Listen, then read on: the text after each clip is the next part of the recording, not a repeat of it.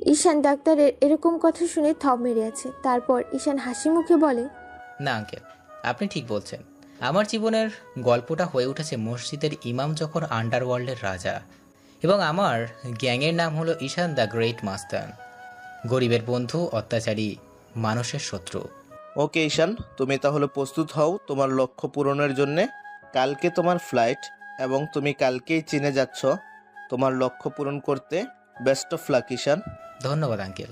এখন ঢাকা আন্তর্জাতিক বিমানবন্দরে ডাক্তার সাহেব সহ ঈশান দাঁড়িয়ে আছে। ঈশান প্লেনের ভিতর চলে গেছে। কিছুক্ষণের মধ্যেই প্লেন উড়াল দেবে তার নিজ গন্তব্যে, আর ঈশান তার লক্ষ্যে। ঈশান তার লক্ষ্য পূরণের জন্য পাড়ি দিচ্ছে অন্য এক অজানা শহরে। ঈশান চলে যাওয়ার পর ডাক্তার সাহেব মনে মনে বলে ওঠে, তুমি পারবে ঈশান, একমাত্র তুমিই পারবে আমাকে আমার মেয়ের খুনের ন্যায্য বিচার পাইয়ে দিতে।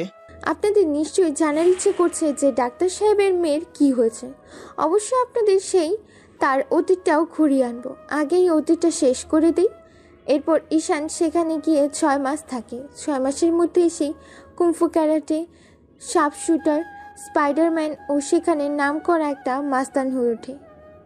সবাই তাকে এক নামে চেনে, ঈশান দ্য গ্রেট মাস্তান। ঈশানের নাম শুনে সবার প্যান্টের অবস্থা খারাপ হয়ে যায়। এতটাই ভয়ঙ্কর আর হিংস্র দেখতে। এ পর্যন্ত 18টি দেশ তার কথায় উদ্বোস করে। 18টি দেশে তার পুরো রাজত্ব সে একাই করছে। ঈশান কিছুদিন হলো দেশে ফিরেছে তার সেই কালো জীবনের অতীতের জীবন কাহিনী শেষ করতে, মানে তার বাবা মার খুনের প্রতিশোধ নিতে। সে আজ দেশে ফিরে এসেছে একজন ভয়ঙ্কর এক হিংস্র দানব হিসেবে। এই ছিল ঈশানের মাস্তান হওয়ার পিছনের রহস্য। কেন সে মসজিদের ইমাম হয়েও আন্ডারওয়ার্ল্ডের রাজা হলো, আর কিভাবেই বা সে এত বড় একটা গ্যাংস্টার লিডারের রাজা হলো। এতক্ষণ ফ্ল্যাশব্যাক চলছিল, তো ফ্ল্যাশব্যাক ওভার। এখন রাত বাজে 1:30। চারিদিকে পিন পিন নীরবতা বিরাজ করছে। একটা শুনশান পরিত্যক্ত জঙ্গলের মধ্যে একটা পোড়া বাড়িতে দাঁড়িয়ে আছে ঈশান, মাসুম, সাব্বির, মিন্টু, জাকির। চারদিকে অঝরে বৃষ্টি পড়ছে। মাঝে মাঝে আকাশে যেন ফেটে বজ্রপাত হচ্ছে। এরই মধ্যে ঈশান বলে ওঠে, মিন্টু, তুই কি দাঁড়িয়ে আমার চেহারা দেখবি, না এই শালা নেমো খারামটার চোখে জল ছিটিয়ে দিয়ে জ্ঞান ভাঙাবি? জি ভাই, এখনই করছি। চেয়ারে বাঁধা লোকটির চোখে জল ছিটিয়ে দেয় মিন্টু। কিছুক্ষণের মধ্যেই লোকটির জ্ঞান ফিরে আসে। লোকটি চোখ মিটমিট করে খুলে তাকিয়ে দেখে একটা পরিত্যক্ত রুম, যার মধ্যে মানুষের মতো কয়েকটি ছায়া দেখা যাচ্ছে। মাথার উপরে 200 ওয়ার্ডের লালচে বাল্ব জ্বলছে। ভালো করে তাকিয়ে দেখতেই পারে পুরো রুমটা একদম একটা হসপিটালের মতো সাজিয়ে রাখা হয়েছে। লোকটির জ্ঞান ফিরেছে সেটা দেখে মাসুম বলে ওঠে, আরে আরে আরে বেটার, তোর জ্ঞান ফিরছে। ভাই ভাই, শালা কুত্তার বাচ্চা, শুয়োরের বাচ্চা, জ্ঞান ফিরছে। এটা কি করব ভাই? আরে ওয়েট ওয়েট মাসুম, এই তুই এত উত্তেজিত হচ্ছিস কেন? আস্তে আস্তে। যে আমার স্পেশাল থেরাপি বক্সটা নিয়ে আয় যা, আজ অনেক দিন পর সেটা কাজে লাগবে। জি ভাই, এখনই গিয়ে নিয়ে আসছি। তারপর মাসুম গিয়ে সে বক্সটা আনতে চায়। অন্যদিকে ঈশান কোনো এক অজ্ঞাত ব্যক্তিকে ফোন করে বলে এই পোড়া বাড়িতে চলে আসতে। সে অজ্ঞাত ব্যক্তি আস্তে আস্তে আপনাদের না হয় এ নিয়ে বাড়ির বৈশিষ্ট্যতা একটু জানিয়ে দেয়। এই বাড়িটি পুরো একটা জঙ্গল এলাকার মধ্যে, পুরনো ইংরেজ আমলের। পুরো বাড়িটা পুরনো, মাকড়সা জাল দিয়ে ঘেরা ছিল বাইরেরটা, এখনও তেমনি আছে, কিন্তু ভেতরটা যেন পুরো রাজপ্রাসাদের মতো সাজানো, যেন মনে না হয় কোনো রাজপ্রাসাদের থেকে কম কিছু নয়। তবে সে এই একটা রুম সাউন্ডপ্রুফ করে নেয়। যেখানে সেই লোকটিকে বেঁধে রেখেছে সে পুরো রুমটি সাউন্ডপ্রুফ। সে এবং পুরো রুমটায় হসপিটালের মতো সাজানো হয়েছে। তারও একটা কারণ আছে, গল্পের সাথে থাকলে জানতে পারবেন। আগে বলে রাখি, এখন গল্পের আসল খেলা শুরু হবে। তারপর মাসুম বক্সটা নিয়ে চলে আসে। অন্যদিকে সে অজ্ঞাত ব্যক্তিটি এসে ঈশানকে জড়িয়ে ধরে আর বলে, ওয়েল ডান মাই সন, ওয়েল ডান। তুমি কি তাহলে তোমার স্বপ্ন পূরণের খুব কাছে? আঙ্কেল, এখন শুধু খেলা হবে। Game is start now. এবার পুরো পঞ্চগড় ডিস্ট্রিক্ট দেখবে আমার পাওয়ার। শুধু পুরো পঞ্চগড় ডিস্ট্রিক্ট নয়, গোটা বাংলাদেশে চলবে আমার রাজত্ব। ঈশান দ্য গ্রেট মাস্তান। ঈশান ঠিক বলছে। তাহলে তুমি তোমার থেরাপি দিয়ে জিজ্ঞাসাবাদ স্টার্ট করো। এই শালা ওসির বাচ্চাটা, শালা শুয়োরের বাচ্চাটার মুখ থেকে সবকিছু বের করতে হবে। এই শালা শুয়োরের বাচ্চাটা তোমার মায়ের খুনি, আমার মেয়ের খুনি, পুরো সমাজের খুনি। এই শালা শুয়োরের বাচ্চাটাকে আমি নিজের হাতে মারবো। তুমি শুধু এর পেট থেকে কথাগুলো বের করো, কেমন? ততক্ষণে আমি সার্জারির জন্যে সব কিছু রেডি করছি। আপনারা ঠিক ধরেছেন। ওসিকে মিন্টু, জাকের, সাব্বির, মাসুম এবং তাদের দলের ছেলেপেলে শালা ওসির বাচ্চাকে একটা শপিং মল থেকে খুব টেকনিক্যালিভাবে শালা ওসির বাচ্চাটাকে তুলে নিয়ে আসে। অন্যদিকে সেই ব্যক্তিটি বলে ডাক্তার সাহেব সেই ডাক্তারকে চীনে পাঠিয়েছিল। সে ডাক্তার অপারেশনের জন্য টেকনিক্যালি প্রস্তুতি নিচ্ছে। এরই মধ্যে এদিকে ওসি বলে ওঠে, এই তোরা কারা রে? তখন আমার নাকে কে উঠে ধরেছিলিস? পুরো মাথাটা যেন জেন জেন করছে, চোখ দিয়ে তো ঝাপসা ছাড়া আর কিছুই দেখতে পারছি না মনে হয়। এই তোরা কারা রে? আমাকে এখানে কেন তুলে নিয়ে এসেছিস? কেন রে, তোর কি খুব জানার ইচ্ছা করছে? তাহলে শোন, গরু জবাই হতে দেখছিস কোনোদিন? দেখছি তো, দেখবো না কেন? ও আচ্ছা, আমি তো ভেবেছিলাম তুই দেখিস নি। আচ্ছা যাই হোক, তাহলে শোন, গরু যেভাবে জবাই করে ঠিক আজকেও তোকেও জবাই করা হবে রে। তারপর তোর শরীর থেকে চামড়া ছাড়াবো আমরা। তারপর তোর শরীরের মাংস পিস পিস করে কেটে রাস্তার কুকুরদের খাওয়াবো। এবার বুঝছিস? ও আচ্ছা, এই ব্যাপার তাহলে। কি কি তোরা আমাকে জবাই করবি মানে? তোরা কি বলছিস এসব? তোরা জানিস তোরা কাকে তুলে নিয়ে এসেছিস? আমি হলাম পাটোয়ারি পঞ্চগড় ডিস্ট্রিক্টের সেই অশ্রী রে, সেই অশ্রী যার নাম শুনলে সাধারণ মানুষ প্যান্ট ইস্যু করে, বুঝলি? আর তোরা আসিস আমার সাথে পাঙ্গা নিতে? ওসির এরকম কথা শুনে সেখানে দাঁড়িয়ে থাকা সবার মাথা গরম হয়ে যায়। তাদের মধ্যে থেকে জাকির গিয়ে সোজা ওসির বুক বরাবর একটা লাথি মারে। ওসি লাথি খেয়ে যেন 5 গজ দূরে গিয়ে ছিটকে পড়ে চেয়ার সমেত। তখন ঈশান বলে ওঠে, আরে জাকের, তুই তাকে মারলি কেন? তাকে বলতে দে না, একটু বলতে দে। আরে তুই দেখিস নি ঈদের সময় গরুকে জবাই করার আগে গরু কত হাম্বা হাম্বা করে ডাকে? ঠিক তেমনই করে না হয় এই অসির একটু ঘেউ ঘেউ শুনি, তারপর শুনবো তার গগন কাঁপানো চিৎকারের আওয়াজ। কি বলিস তোরা? ঈশান এটা বলার সাথে সাথে সেখানে সবাই হাসতে শুরু করে। অন্যদিকে ঈশানের মুখে এমন কথা শুনে ওসির যেন যায় যায় অবস্থা। মনে হয় যেন প্যান্টেই সেরে ফেলবে এখনই, কিন্তু অনেক কষ্ট করে চেপে রেখেছে। কতক্ষণ এভাবে রাখবে? একটা না একটা সময় তো অবশ্যই সেরে ফেলবে। অন্যদিকে ডাক্তার সাহেবও চলে আসে। তার সকল কাজকর্ম গুছিয়ে সবাই ডাক্তার সাহেবের জন্য অপেক্ষা করছিল। যেহেতু ডাক্তার সাহেব চলে এসেছে তাই ঈশান বলে ওঠে, হ্যাঁ মিন্টু, চেয়ারটা প্লাস বক্সটা একটু আমার কাছে এনে দে। আমি তাহলে এবার শুরু করি আঙ্কেল, যেহেতু চলে এসেছে। কি বলে আঙ্কেল? শুরু করো ঈশান, শুরু করো। তারপর মিন্টু গিয়ে ঈশানকে একটা চেয়ারের পার্স থেকে বক্সটা নিয়ে আসতে দেয়। অন্যদিকে ডাক্তার সাহেব একটা চেয়ার টেনে ওসির সামনে বসে। সবাই যেন ভয়ে শেষ, কেননা ঈশান কোনো কিছু শুরু করার আগেই একটা মুচকি হাসি দেয়। সবাই জানে এই হাসির মানে কি। তারপর ঈশান বক্সটা খুলে জিনিসগুলো উলট পালট করতে থাকে। বক্সের মধ্যে থাকা জিনিসগুলো দেখে ওসি ভয়ে প্যান্টে কাজ সেরে ফেলে।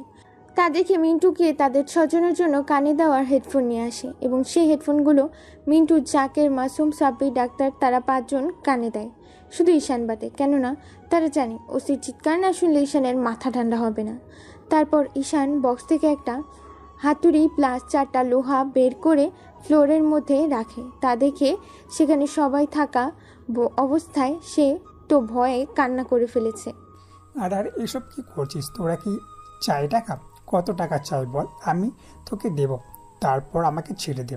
ওসির এরকম কথা শুনে ঈশানের মেজাজটা খারাপ হয়ে যায়। তাই পকেট থেকে একটা রুমাল বের করে ওসির মুখে ভরে দেয়। ওসির হাজারো কথা বোঝে, কিন্তু তার কথা কারো কানে আসে না। তারপর ঈশান একটা রড আর হাতুড়ি নিয়ে ওসির হাতের উপর রাখে এবং হাতুড়ি দিয়ে রডের উপর মারতে থাকে। অন্যদিকে ওসি গরুর মতো চিৎকার করছে, কিন্তু তার চিৎকার কারো কান পর্যন্ত পৌঁছায় না।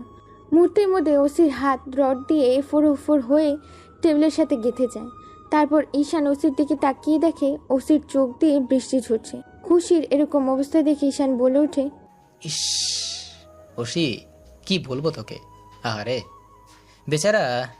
দাঁড়া দাঁড়া দাঁড়া, তুই চিৎকার করিস না কেন? ও হো, সরি, তোর মুখে তো আমি রুমাল ভরে দিয়েছি। দাঁড়া, সেটা বের করি। তারপর ঈশান ওসির মুখ থেকে রুমালটা বের করে আবারও হাতুড়ি দিয়ে রড হাতে পায়ে গেঁথে দেয়, পা দিয়ে ফুলের সাথে গেঁথে দেয়, আর হাত বেডের সাথে গেঁথে যায় টেবিলের উপর। এরকম অত্যাচার যেন ওসি জীবন যায়।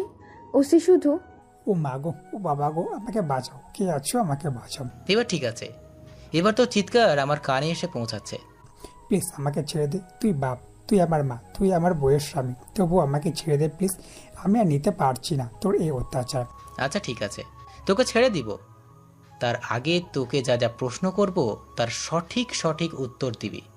তুই আমার বাপ, তোর যা জানার আছে আমাকে বল, আমি সব উত্তর দেবো, তবু প্লিজ আমাকে ছেড়ে দে। ঈশান পেছনে তাকিয়ে দেখে সবার কানে হেডফোন লাগানো, তাই ঈশান সবাইকে ইশারায় বলে হেডফোন খুলতে। তারপর তারা সবাই হেডফোন খুলে এবং ঈশান বলতে শুরু করে, দেখ, তোকে যা যা প্রশ্ন করব তার সঠিক সঠিক উত্তর দিবি, না হলে এর চেয়েও তোকে ভয়ঙ্কর থেরাপি দিব। নাম্বার 1, কত টাকার বিনিময়ে তুই ইউসুফ আর আওনার ওর পুরো পরিবারের সাথে হাত মিলিয়েছিস? নাম্বার 2, সেদিন কার কথায় নিরপরাধ মানুষদের ধরে নিয়ে গেছিস? নাম্বার 3, কেন সেদিন ঈশানের নামে মিথ্যা কেস করেছিলি? নাম্বার 4, ঈশানের বাবা আমাকে কেন হত্যা করেছিস? নাম্বার 5, আর আজ পর্যন্ত কতগুলো অন্যায় করেছিস তার পরের গল্পটা খুলে বল। দেখ, আমি এসবে কিছুই জানি না। তারা শুধু আমাকে টাকা দিত, আমি শুধু তাদের সাপোর্ট করি, আমিও তাদের সাপোর্ট করতাম। তাদের কোনো প্রকার বিপদ হলে তাদেরকে আমি প্রোটেক্ট করতাম, আমি শুধু এটুকুই জানি। ওসির মুখ থেকে কথাগুলো শুনে ঈশানের রাগে মাথা ফেটে যাচ্ছে, তাই বক্স থেকে একটা চাকু বের করে ওসির হাতে এক নাগাড়ে গেঁথে দিতে থাকে। ওসি শুধু আহ, ও ও মা গো, বাবা গো। ওসির এরকম চিৎকারে যেন পুরো সাইলেন্ট রুমটা থরথর করে কাঁপছে, কেননা ভেতরের আওয়াজ তো ভেতরেই থেকে যাচ্ছে। ওসির এরকম চিৎকার বাহিরে বের হচ্ছে না, কারণ রুমটা সাউন্ড প্রুফ। ওসি কাঁদতে কাঁদতে বলতে থাকে, এই দাঁড়া দাঁড়া, বলছি দেখ দেখ, আমি অনেক টাকার বিনিময়ে তাদের সাথে হাত মিলেছি, তোকে বিনা দোষে তোদের এলাকায় মানুষকে তুলে নিয়ে গেছি, তোর নামে মিথ্যা কেস করেছি, তোর বাবা মাকে হত্যা করতে তাদেরকে সাহায্য করেছি, এবং আমি আমার জীবনে অনেক অন্যায় করেছি যা বলার বাইরে। বাহ বাহ ঈশান বাহ, শালা ওসির বাচ্চাটা যে এত তাড়াতাড়ি বলবে তা তো আমি ভাবতেই পারিনি। ওসি এরকম কথা শুনে সামনে তাকিয়ে দেখে ডাক্তার সাহেব। ডাক্তার সাহেবকে দেখে ওসি পুরো চমকে যায় আর কাঁদতে কাঁদতে বলে, আরে ডাক্তার সাহেব, আপনি এখানে, তার মানে এদের সাথে আপনি জড়িত? আপনি একজন ডাক্তার হয়ে কিনা এসব করছেন? আপনাকে আমি ছাড়বো না। ওসির এরকম কথা শুনে ডাক্তার গিয়ে সজোরে ওসির বুকে একটা লাথি মারে। ওসি গিয়ে কিছুটা দূরে ছিটকে পড়ে। তারপর ডাক্তার সাহেব ওসির চুলের মুঠি ধরে বলে, হ্যাঁ রে শালা জানোয়ারের বাচ্চা, শালা জারাসের বাচ্চা, আমি সেই ডাক্তার যাদেরকে তোরা ন্যায় বিচার পেতে দিসনি। তোদের জন্যে আমার ছোট্ট মেয়েটি আজ পৃথিবী থেকে পরপারে পাড়ি জমিয়েছে। তার খুনের বিচার আমি পাইনি শুধুমাত্র তোদের কারণে। তোকে আজকে এত ভয়ঙ্কর মৃত্যু দিব যে তোর মৃত্যু দেখে তোর সাথে জড়িত থাকা শেষ হোক ব্যক্তির আত্মা কেঁপে উঠবে, শালা জানোয়ারের বাচ্চা। তারপর ঈশান বলে ওঠে, এই মিন্টু, জাকেরের মাসুম সাব্বির, তোরা এই শালা ওসির হাত পা ধরে রোডগুলো টেনে বের করে শালাকে আজকে এমন মৃত্যু দিব যে এর মৃত্যু দেখে পুরো পৃথিবীতে 7 দিন থমকে পরিবেশ হয়ে থাকবে। তারপর সবাই মিলে ওসির হাত পা থেকে রডগুলো বের করে ওসিকে চেয়ারের সাথে সোজাভাবে বেঁধে ফেলে। আপনাদের জানার ইচ্ছা করছে তাই না, কে এই ডাক্তার আর কেনই বা তার মেয়েকে খুন করা হয়েছে আর কিভাবেই বা করা হয়েছে? চলুন তাহলে ফ্ল্যাশব্যাক থেকে একটু ঘুরিয়ে আনি। ওনার নাম হচ্ছে ডক্টর শালুকি। তিনি একজন দেশের টপ ডাক্তার। তিনি ফরেন্সিক ল্যাবরেটরিতে লাশের পরীক্ষা নিরীক্ষা করে। ওনার 2টি মেয়ে আছে। বড় মেয়ের নাম মিথিলা, ছোট মেয়ের নাম মুন্নি। আজ মিথিলা লন্ডন যাচ্ছে, সেখান থেকেই মিথিলা পড়াশোনা শেষ করে দেশে ফিরবে, তাই সে লন্ডনে চলে যায়। অন্যদিকে সেখানে থেকে মুন্নি আর ওর বাবা চলে আসে বাড়িতে। পরের দিন মুন্নিকে তার বাবা স্কুলে পৌঁছে দেয় এবং তার বাবা ফরেন্সিক ল্যাবরেটরিতে চলে যায়। মানে স্কুল ছুটি হয় 4টায়। স্কুল ছুটি হয়ে যে যার মতো বাসায় চলে গেছে। কলেজ গেটের সামনে মুন্নি এখনও দাঁড়িয়েছে তার বাবার আশায়। হঠাৎ ওঝুম সুরে বৃষ্টি শুরু হয়। এত বৃষ্টি হচ্ছিল যে মুন্নি সেখানে আর দাঁড়িয়ে থাকতে না পেরে নিজ বাসার উদ্দেশ্যে হাঁটা দেয়। অন্যদিকে মুন্নির বাবাও রওনা দেয় মুন্নিকে নিয়ে আসার জন্য। মুন্নি রাস্তার পাশ দিয়ে হেঁটে যাচ্ছে। হঠাৎ কোথা থেকেই যেন একটা কালো রঙের কার তার সামনে আসে এবং মুন্নিকে জোরপূর্বক তুলে নিয়ে যায়। অন্যদিকে মুন্নির বাবা স্কুলের গেটের সামনে এসে দেখে তার মেয়ে নেই, তাই সে দারোয়ানকে জিজ্ঞাসা করে, আচ্ছা, এখানে মুন্নি কি দাঁড়িয়েছিল? আপনি কি তাকে দেখেছেন? মুন্নি মামনি তো এখানে দাঁড়িয়েছিল, বৃষ্টি হওয়ার পরেও ছিল, কিন্তু হঠাৎ সে এখান থেকে চলে যায়। আমি তাকে আমার সাথে থাকতে বলেছিলাম, কিন্তু সে বলল সে নিজেই বাসায় চলে যেতে পারবে, তাই সে চলে যায়। কি সে একাই বাসায় চলে গেছে? ও মাই গড! অন্যদিকে মুনিকে খুঁজতেই তার বাবা তোলপাড় লাগিয়ে দেয়, কিন্তু মুনিকে খুঁজে পাওয়া যাচ্ছে না। এদিকে মুনিকে একটা পরিত্যক্ত বাসায় রুমের ভেতর আটকে রাখা হয়। মুনির জ্ঞান ফিরতেই সে দেখে তার সামনে 3টি ছেলে দাঁড়িয়ে আছে। মুনি তাদেরকে দেখে বলে, তোমরা কারা? ভাইয়া আর আমাকে এখানে তুলে নিয়ে এসেছো কেন? আমি বাড়ি যাব, আমাকে বাড়িতে পৌঁছে দাও প্লিজ। আরে খুকি, বাড়িতে যাবে তার আগে আমাদের একটু মজা দিতে দাও। মজা মানে? ঠিক বুঝতে পারলাম না ভাইয়া। মানে হলো তোমাকে দিয়ে এখন আমরা যৌবন সুখ নেব, যা একমাত্র তুমি আমাদেরকে দিতে পারবে। প্লিজ ভাইয়া, আমাকে ছেড়ে দিন। আমি তো আপনাদের বোনের মতো, আমাকে প্লিজ বাড়িতে যেতে দিন। ওই চুপ বলছিস, চুপ। মুন্না, তুই আগে শুরু করবি না আমরা? আরে তোরা থাম, আগে আমি সুখটা নিই, তারপর না হয় তোরা নিস। ওকে বন্ধু, ঠিক আছে, তুই তাহলে তোর কাজ কর, আমরা বাইরে ওয়েট করছি। এই বলে আকাশ আর তানভীর বাইরে চলে যায়। মুন্না মুন্নির উপর ঝাঁপিয়ে পড়ে তার শরীরের চাহিদা মেটানোর জন্য। এভাবে তারা একে একে মুন্নির উপর শারীরিক অত্যাচার চালায়। প্রায় একদিন এভাবেই কেটে যায়। অন্যদিকে ডাক্তার সাহেব মুন্নিকে খুঁজে না পেয়ে পাগলের মতো হয়ে যায় পুলিশ স্টেশনে। পুলিশকে জানায়, ইন্সপেক্টর, আমি আমার মেয়েকে খুঁজে পাচ্ছি না, প্লিজ আমার মেয়েকে খুঁজে বের করুন। আজ একদিন হয়ে গেল, অথচ আমার মেয়ের কোনো খোঁজ খবরই পাচ্ছি না। যত তাড়াতাড়ি সম্ভব আপনারা তাকে খুঁজে বের করার চেষ্টা করুন। দেখুন স্যার, আপনি যেহেতু ডায়েরি করেছেন, সেক্ষেত্রে আমরা অবশ্যই আপনার মেয়েকে খুঁজে বের করার চেষ্টা করছি, আমাদের একটু সময় দিন। অন্যদিকে মুনি তাদের 3 জনের এরকম অমানবিক শারীরিক অত্যাচার সহ্য করতে না পেরে সেখানেই শেষ নিঃশ্বাস ফেলে, অর্থাৎ মুনি সেখানেই মারা যায়। তারপর তানভীর কিছুক্ষণ পর লক্ষ্য করে মুনির শরীর আর নড়াচড়া করছে না, তাই তানভীর বলে ওঠে, ওই মুন্না, ওই মুন্না, এদিকে একটু আয়। দেখ, মেয়েটার শরীর আর নড়াচড়া করছে না, মরে গেল না তো? তানভীরের এরকম কথা শুনে সেখানে মুন্নার আকাশ চমকে যায়। দূরে তানভীরের কাছে গিয়ে মুন্নির শরীরে হাত দিয়ে দেখে মুন্নি আর বেঁচে নেই। তারপর মুন্না বলে ওঠে, আরে এত মরে গেছে, এখন কি হবে? আমরা কি এখন কি করব? আমরা তো পুরো ফেসে গেলাম, ভাবতে হবে, ভাবতে হবে। আরে ইয়ার, তুই এত ভাবছিস কেন? আমাদের কিছুই হবে না। আমাদের বাপ চাচারা এত বড় মানুষ, আমাদেরকে কিছুই হতে দেবে না। তোরা শুধু শুধু চিন্তা করিস। একটা কাজ করি, এই মেয়েটার দেহটাকে পুলিশ স্টেশনের সামনে ফেলে দিয়ে পালিয়ে যাই। আকাশ, তুই ঠিক বলেছিস, এটাই করতে হবে। মুন্না, চ, এই লাশটা গিয়ে পুলিশ স্টেশনের সামনে ফেলে দিয়ে আমরা পালিয়ে যাই। ওকে ঠিক আছে, তোরা তাহলে লাশটা তোল, আমি গাড়ি বের করছি।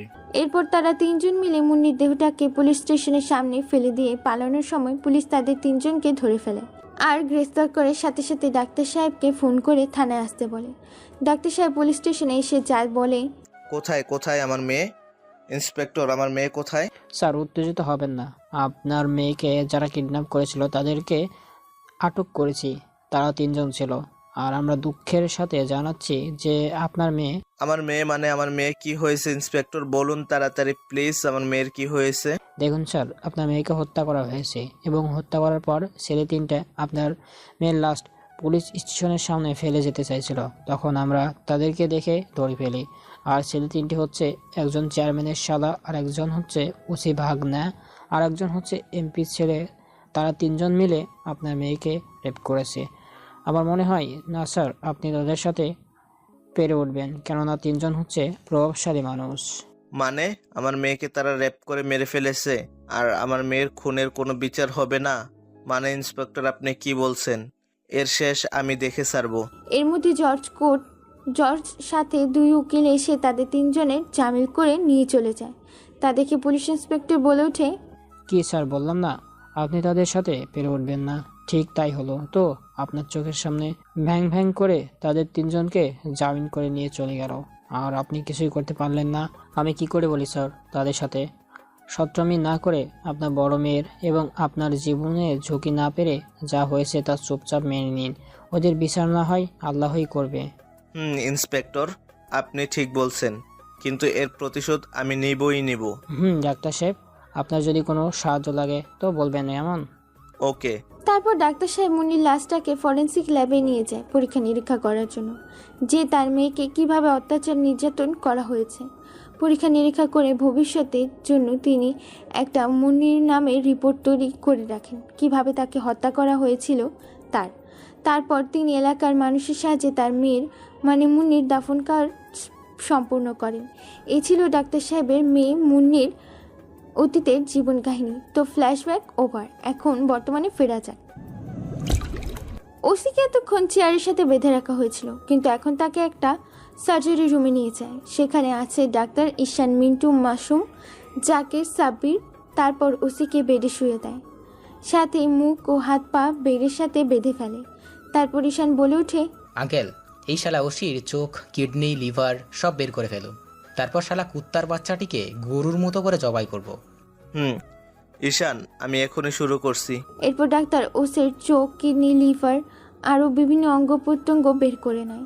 তারপর শরীর থেকে ওসির পুরো রক্ত বের করে নেয়। এখন ওসি যে বেঁচে থেকেও মৃত লাশ হয়ে গেছে। ওসিকে দেখে বলে ওঠে, প্লিজ তোমরা আমাকে ছেড়ে দাও, আমি আর কোনো দিন অন্যায় করব না, তোমরা আমাকে মাফ করে দাও। ওসির কথা শুনে ঈশান বলে ওঠে, মিন্টু, এই শালা কুত্তার বাচ্চাটিকে ফ্লোরে ফেল, হাত পাগুলো বেঁধে ফেল। কিরে সাব্বির, মাসুম, জাকের, তোদের কি আলাদা করে নিমন্ত্রণ করতে হবে নাকি? ঈশানের কথা শুনে সবাই ওসির হাত পা বেঁধে ফেলে এবং ওসিকে সবাই চেপে ধরে। তারপর ঈশান একটা বড় গরু জবাই করা ছুরি দিয়ে ওসির গলায় ধরে আর বলে, আব্বা মা, আমি তোমাদের খুনের প্রথম আসামিটিকে আজ আল্লাহর নামে উৎসর্গ করব। আল্লাহ, তুমি আমাকে মাফ করে দিও। আল্লাহু আকবার। এটা বলার সাথে সাথেই ঈশান ওসিকে গরু জবাই করার মতো করে কোরবানি করে। ওসি সেখানে ছটফট করতে করতে মৃত্যুর স্বাদ গ্রহণ করে। ওসিকে জবাই করে ঠিকই, কিন্তু ওসির শরীর থেকে কোনো রক্ত বের হয় না, কারণ ঈশান আগেই ওসির শরীর থেকে রক্ত বের করে নেয়। তারপর ঈশান ডাক্তার কুড়াল ও চাপাতি নিয়ে কুপিয়ে কুপিয়ে তাদের রাগ নিয়ন্ত্রণ করে। কিছুক্ষণ পর ঈশান বলে ওঠে, মিন্টু, মাসুম, জাকের, সাব্বির, শোন, জানোয়ারের বাচ্চাটিকে আদর্শ মহিলা ডিগ্রি কলেজের 3 তলা ভবনের উপরে ঝুলিয়ে রাখবি, তাও আবার উলঙ্গ করে। এক পুরুষত্ব লিঙ্গ কেটে ফেলবি, আর কপালে একটা আমার চিহ্ন এঁকে দিবি, আর এই ইসমাইল বোলটা লাশের পকেটে রেখে দিবি। কি বললাম মনে থাকবে তো? আর দেরি না করে এখনই কাজ করে লেগে যা। ঠিক আছে বস, আমরা এখনই কাজে লেগে পড়ছি বস। আর কাউকে তুলে আনতে হবে কি? নেক্সট টার্গেট হলো উপজেলা চেয়ারম্যান ও এই শালা জারজটাকে তুলে আনতে হবে। তোরা এই শালাটিকে তুলে নিয়ে আসবি। ওকে ভাই, আমরা কাজে লেগে পড়ছি। মিন্টু আর জাকের, তোরা গিয়ে শালা ওসির লাশটা গিয়ে আটোয়ারি আদর্শ মহিলা ডিগ্রি কলেজে ঝুলিয়ে রাখবি। আমি আর সাব্বির যাচ্ছি চেয়ারম্যানের খেল খতম করতে। তাকে পারলে বাড়ি থেকে তুলে নিয়ে আনবো আমরা দুজনে। তোরা এদিককার কাজটা সামলে নিস। ওকে ভাই, ঠিক। তোরা তাহলে যা। ভাই আপনি তাহলে ডাক্তার আঙ্কেলকে নিয়ে বাড়িতে চলে যান, আমরা এদিকের কাজ সামলে নেব। আপনাকে টেনশন করতে হবে না, আমরা আপনাকে সময় মতো জানিয়ে দেব ইনশাল্লাহ। ওকে, ঠিক আছে, তোরা তাহলে যা। আঙ্কেল চলেন, আমরা বাসায় চলে যাই। চলো, বাসায় গিয়ে আবার মিথিলাকে ফোন করতে হবে, অনেকদিন তার সাথে কথা হয় না। আঙ্কেল, এই মিথিলাটা আবার কে? তাকে তো চিনি না, আপনার মুখ থেকে তো আজ প্রথম শুনলাম মিথিলা নামটা। গাড়িতে চলো, তোমাকে সব খুলে বলছি। তারপর ঈশান আর ডাক্তার গাড়িতে করে বাড়ির উদ্দেশ্যে রওনা দেয়। অন্যদিকে মিন্টু, জাকের, মাসুম, সাব্বির তাদের নিজ নিজ কাজের গন্তব্যে রওনা দেয়। এদিকে গাড়িতে ডাক্তার সাহেব বলতে থাকে, মিথিলা আমার বড় মেয়ে আর মুন্নি হলো আমার ছোট মেয়ে। মিথিলা এতদিন দেশের বাইরে আছে, পড়ালেখা দেশের বাইরে থেকে কমপ্লিট করে দেশে ফিরবে। আর আমি তোমাকে বলিনি যে আমার একটা বড় মেয়ে আছে, সে দেশে ফিরবে, তার সাথে তোমার পরিচয় করিয়ে দিব। Okay uncle. তারপর তারা কথা বলতে বলতে বাসায় চলে আসে। অন্যদিকে মিন্টু আর জাকির ওসির লাশটাকে রাতের আধারে অটোয়ারি মহিলা ডিগ্রি কলেজে 3 তলা ভবনের নিচে ঝুলিয়ে দেয়। এদিকে উপজেলা চেয়ারম্যান 11টার দিকে বাসায় যাওয়ার পথে গোরস্থানের মাঝপথে থেকে তাকে তুলে নিয়ে আসে। সেই পুরো বাড়িতেই এনে চেয়ারের সাথে বেঁধে ফেলে। তারপর তারা ঈশানকে ফোন করে বলে, হ্যালো, আসসালামু আলাইকুম ভাই। আমরা চেয়ারম্যানকে তুলে নিয়ে এসেছি, এটা এখন আটকে কি করব? তোরা এত তাড়াতাড়ি শালাটাকে কিভাবে তুলে আনতে পারলি? ওকে, ঠিক আছে, তোরা তাহলে এক কাজ কর, তার জ্ঞান ফিরলে তাকে হালুয়া লাঠির বাড়ি সারা রাত মারবি। ওকে, তার শরীর ফেটে রক্ত বের হয় এমন অত্যাচার করবি, পারলেই ফাটাগুলোতে লবণ দিয়ে মরিচের গুঁড়া ঢেলে দিবি। ওকে ভাই, ঠিক আছে। কে ভাই কি বললো? তারপর ঈশান যা যা বললো তা সব মাসুমকে বলল। তারপর তারা চেয়ারম্যানের চোখে পানি ছিটিয়ে জ্ঞান ফেরায়। জ্ঞান ফেরাতে চেয়ারম্যান বলে ওঠে, কে তোরা, আর আমাকে এমনভাবে মাঝপথ থেকে তুলে নিয়ে আসলি কেন? তোরা জানিস তোরা কার শরীরে হাত দিয়েছিস? চুপ শালা জানোয়ারের বাচ্চা, তোকে আজকে গরুর মতো পিটাবো। তুই জানিস না তুই কত বড় অন্যায় করেছিস? তোকে আজকে এমন পেটাবো শালা যে চেয়ারম্যানের নাম ভুলে যাবি, মানে নিজের নাম নিজেই বলতে পারবি না। শুধু ওয়েট কর। আরে আরে আমি তো ভয় পেয়ে গেছি, আমাকে ছেড়ে দে প্লিজ। কিরে শালা কুত্তার বাচ্চা, তোরা কি মনে করেছিলিস তোদের কাছে আমি মাপ চাইবো? তোরা আমার পাওয়ার সম্বন্ধে জানিস না, তাই আমাকে তুলে ধরে এনেছিস। যখন আমার পাওয়ার সম্বন্ধে জানবি তখন তোরা নিজের কর্ত নিজে করে তুলিয়ে যাবি। এটাই হচ্ছে আমার পাওয়ার, বুঝলি? চেয়ারম্যানের মুখে এরকম কথা শুনে সাব্বিরের মাথা গরম হয়েছে এবং দৌড়ে এসে চেয়ারম্যানের মুখে একটা দেয় লাথি। লাথিটা দেওয়ার সাথে সাথেই ঠোঁট কেটে যেন রক্ত ঝরঝর করে পড়তে থাকে। তারপর সাব্বির আর মাসুম চেয়ারম্যানকে মারতে শুরু করে। চেয়ারম্যান শুধু মার খেয়ে থাকে। ও মা গো, ও বাবা গো, আম্মা গো, আব্বা গো, আমাকে মারিস না, আমি মরে যাবো রে। চেয়ারম্যানের কথা যেন তাদের কানে আসে না, অত্যাধিক চেয়ারম্যানকে মারে। এদিকে রাত বাজে 12টা। ডাক্তার সাহেবের বাড়ি থেকে বের হয়ে একটা কালো রঙের বাইকওয়ালার পরনে আছে কালো রঙের জ্যাকেট, কালো প্যান্ট, কালো শু, সবকিছু ম্যাচিং করা। সে আগন্তুকটাকে জানেন, সে হলো ঈশান। আজকেও সে সেই গোরস্থানে সেই দুটি কবরের কাছে গিয়ে বসে বলতে থাকে, মা বাবা দেখো, আমি তোমাদের খুনের প্রতিশোধ নিতে পেরেছি। ওই ওসিকে তোমাদের কাছে মাফ চাইতে পাঠিয়ে দিয়েছি। কাল পাঠাবো ওই শালা চেয়ারম্যানকে। তোমরা আমার জন্য চিন্তা করিও না মা, তোমরা সেখানে শান্তিতে ঘুমাও। তারপর ঈশান সেখান থেকে চলে আসে। অন্যদিকে মাসুম আর সাব্বির চেয়ারম্যানের ফাটা স্থানে লবণ আর মরিচের গুঁড়া ঢেলে দেয়, সাথেই মারতে থাকে। চেয়ারম্যান আর মার সহ্য করতে না পেরে বলে ওঠে, ও আল্লাহ, ও মা গো, ও বাবা গো, এই শোন, তোদের কি চাই? টাকা চাই? কত টাকা চাই? আমি তত টাকায় দিতে রাজি, তবু আমাকে ছেড়ে দে। চেয়ারম্যানের কান্না যেন তাদের কানে আসছে না। চেয়ারম্যানকে মারতে মারতে একসময় চেয়ারম্যান সেন্সলেস হয়ে যায় আর মাসুম আর সাব্বির ক্লান্ত হয়ে সেখানে ঘুমিয়ে পড়ে। অন্যদিকে ঈশান বাড়ি গিয়ে ঘুমিয়ে পড়ে। সকালে পাখির কিচিরমিচির আওয়াজে ঘুম ভাঙে ঈশানের। ঘুম থেকে উঠে চোখ কসলাতে কসলাতে ড্রয়িং রুমে আসে। সেখানে দেখে ডাক্তার সাহেব বসে আছে। তাই ঈশান বলে ওঠে, শুভ সকাল আঙ্কেল। শুভ সকাল। আঙ্কেল আজকে নিউজ দেখেছো? ও আমার তো মনেই ছিল না। আচ্ছা দাও টিভি অন করে দেখি। তারপর ডাক্তার সাহেব টিভি অন করতেই দেখে, আপনারা বর্তমানে দেখছেন AN টিভি। আজকে জমজমাট সকালের খবর। কে বা কারা ওসিকে নির্মমভাবে হত্যা করে মহিলা আদর্শ ডিগ্রি কলেজের 3তলা ভবনের নিচে ঝুলিয়ে দিয়েছে এবং তার শরীর থেকে চোখ, কিডনি, লিভার এগুলো বের করে নেওয়া হয়েছে এবং সেই কেসের সম্পূর্ণ দায়িত্ব পড়েছে সিআইডি অফিসার দুলাল এসিপির ওপর। চলুন দুলাল এসিপির মুখ থেকে কিছু কথা শুনে আসি। দেখুন, আমরা আমাদের মতো চেষ্টা করছি যে এই খুনি স্পষ্টভাবে প্রমাণিত হয়ে গেছে। এই খুনটা ঈশান দ্য গ্রেট মাস্তানের লোকজন বা সেই নিজেই করেছে, কেননা তার ট্যাটু লাশের কপালে আঁকা আছে এবং সাথে একটা ইসমাইল বল দেওয়া আছে, যেটা ঈশান দ্য গ্রেট মাস্তান কোনো মার্ডার করার সময় সেই লাশের পাশে রেখে দিয়ে যায়। তাই আমরা এটাই স্পষ্টভাবে বুঝতে পেরেছি এই খুনটা ঈশান দ্য গ্রেট মাস্তান করেছে। তাকে আমরা যত সাধ্য চেষ্টা করব খুব শীঘ্রই ধরার জন্য। সত্যি কি সিআইডি তাকে ধরতে পারবে?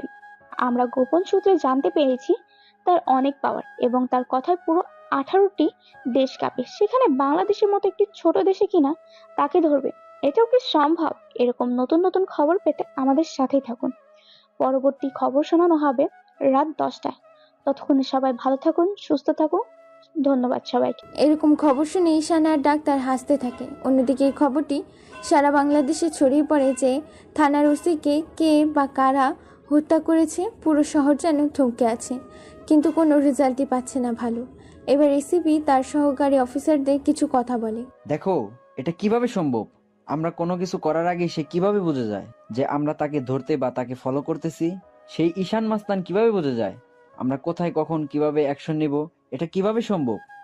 না না, আমি আর ভাবতে পারছি না। স্যার, আমরা কি তার সাথে পেরে উঠবো স্যার? শোনা গেছে তারা অনেক পাওয়ারের এলাকায়, তার ছেলে পেলে অনেক বেশি, আর নিশ্চয়ই ওসি কোনো অপরাধী করেছিল বলে ঈশান নামের মাস্টারটা ওসিকে হত্যা করেছে। কারণ আমরা শুনেছি যতটা সে কোনো নিরাপয় মানুষকে মারে না। নিশ্চয় এক্ষেত্রে ওসি কোনো অপরাধ করেছে, তাই বলে তাকে হত্যা করেছে। হে, কিন্তু সবই তো ঠিক আছে, এখানে তো একটা ঘোলাটে রয়েছে, আর আমি সেটাই বুঝতে পারছি না আমরা কোনো কিছু করার আগে সেই ঈশান মাস্তান কিভাবে বুঝে যায়। আমার মাথাতে সেটাই ঢুকছে না। ঈশান আর ডাক্তার সিআইডি অফিসে এসিপির এরকম কথা শুনে উচ্চস্বরে হাসতে হাসতে বলে, এসিপি শুধু তুই কেন রে? বাংলাদেশে এমন কোনো পাওয়ার নেই, এমন কোনো আইন নেই যে আমাকে আটকে রাখতে পারে। তোরা বুঝতে পারছিস না যে তোরা কতটা বোকা? আমার ফাঁদে তোরা পা দিয়েই দিয়েছিস। আপনারাও কিছু বুঝতে পারছেন না তাই না, যে ঈশান ঘরে বসে সব কিছু কীভাবে বুঝে যায় এবং সব কথা সে কিভাবে শুনে নেয়। চলুন তাহলে আপনাদেরকেও সেই গোপন কথাটা শুনিয়ে আসি। আপনাদের নিশ্চয়ই মনে আসছে ঈশান মার্ডার করার পর সেই লাশের পাশে একটা স্মাইল বল রেখে যায়। গন্ডগোলটা এখানে, সেই স্মাইল বলের ভেতর ছোট্ট ক্যামেরা মাইক্রোফোন রেখে দেয় ঈশান, যার মাধ্যমে সিআইডি অফিসার তারা কী কী কথা বলতেছে এবং কোথায় কিভাবে অ্যাকশন নিচ্ছে সব কিছু আগে থেকেই বুঝে যায়। এটাই হলো ঈশানের মাইন্ড গেম। ঘরের ভেতর বসে আছে ঈশান, আর ডাক্তার সাহেব হঠাৎ ঘরের কলিং বেল বেজে ওঠে। তাই ঈশান দরজা খুলতে যায়, গিয়ে যাকে দেখে তা দেখে থ হয়ে যায় ঈশান, কেননা দরজার ওপাশে দাঁড়িয়ে আছে একটা ডানাকাটা পরি। পরনে তার ছোট্ট একটা গাউন পরা, চুলগুলো স্টাইল করে খোপা করে রাখা, চোখগুলো টানা টানা দেখতে হরিণী চোখ, ঠোঁটগুলো গোলাপি রঙের, ঠোঁটে লেগে আছে একটা মুচকি হাসি যা তার সৌন্দর্য আরও বাড়িয়ে তুলছে। দেখতে যেন জান্নাতের হুড় পরি। আর সেই পরিটি আর কেউ নয়, সেটা হলো মিথিলা, মানে ডাক্তার সাহেবের বড় মেয়ে। ঈশান এতক্ষণ কোনো কথা বলছে না দেখি ডাক্তার সাহেব বলে ওঠে আর এগিয়ে আসে, এই ঈশান, কি হলো তোমার? সে কখন গেছে দরজা খুলতে, এখনো কি ওইখানে লেগে আসো? কি হয়েছে? কে এসেছে দেখি? ডাক্তার সাহেব ওখানে গিয়ে নিজে থ হয়ে দাঁড়িয়ে পড়েছে, কেননা মিথিলাকে এখন এই অবস্থায় দেখে অনেক চমকে উঠেছেন তিনি। মিথিলা দৌড়ে গিয়ে ডাক্তার সাহেবকে জড়িয়ে ধরে বলে ওঠে, ড্যাডি কেমন আছো? তুমি তো আমাকে একটা বারও ফোন করলে না। আমাকে তুমি মনে হয় ভালোবাসো না। আমার যে লেখাপড়া কমপ্লিট হয়ে গেছে আর আমি যে দেশে আসবো তারও খোঁজ খবর তুমি নাওনি। কি হয়েছে বাবা তোমার? আরে মা তুই, হোয়াট আর এ সারপ্রাইজ। আমি পুরো সারপ্রাইজ হয়ে গেছি তোকে দেখে, তা হঠাৎ কোনো কিছু না বলেই চলে এলি। তোর কষ্ট হলো না? আমাকে বলতে পারতি, আমি এয়ারপোর্ট থেকে তোকে নিয়ে আসতাম। ড্যাডি আমার লেখাপড়া অনেক আগেই শেষ হয়ে গেছে। আমি তোমাকে সারপ্রাইজ দেওয়ার জন্যই কোনো কিছু না বলেই চলে এসেছি। আচ্ছা মুন্নি কোথায়? তাকে তো দেখতে পাচ্ছি না। মিথিলার কথা শুনে ডাক্তার সাহেব পুরো চমকে যায় এবং ভাবতে থাকে। অন্যদিকে মিথিলা এতক্ষণ ঈশানকে লক্ষ্য করেনি, তাই আবার লক্ষ্য করে দেখে বলে, ড্যাডি এই ছেলেটা কি? একে তো ঠিক চিনতে পারলাম না। পরনে আবার জুম্বা, মাথায় টুপি, কে ছেলেটা বাবা? ও, তোকে তো ওর সাথে পরিচয় করে দেওয়া হয়নি। ওর নাম ঈশান, ও আমাদের সাথেই থাকে আর সে এখানেই থাকবে।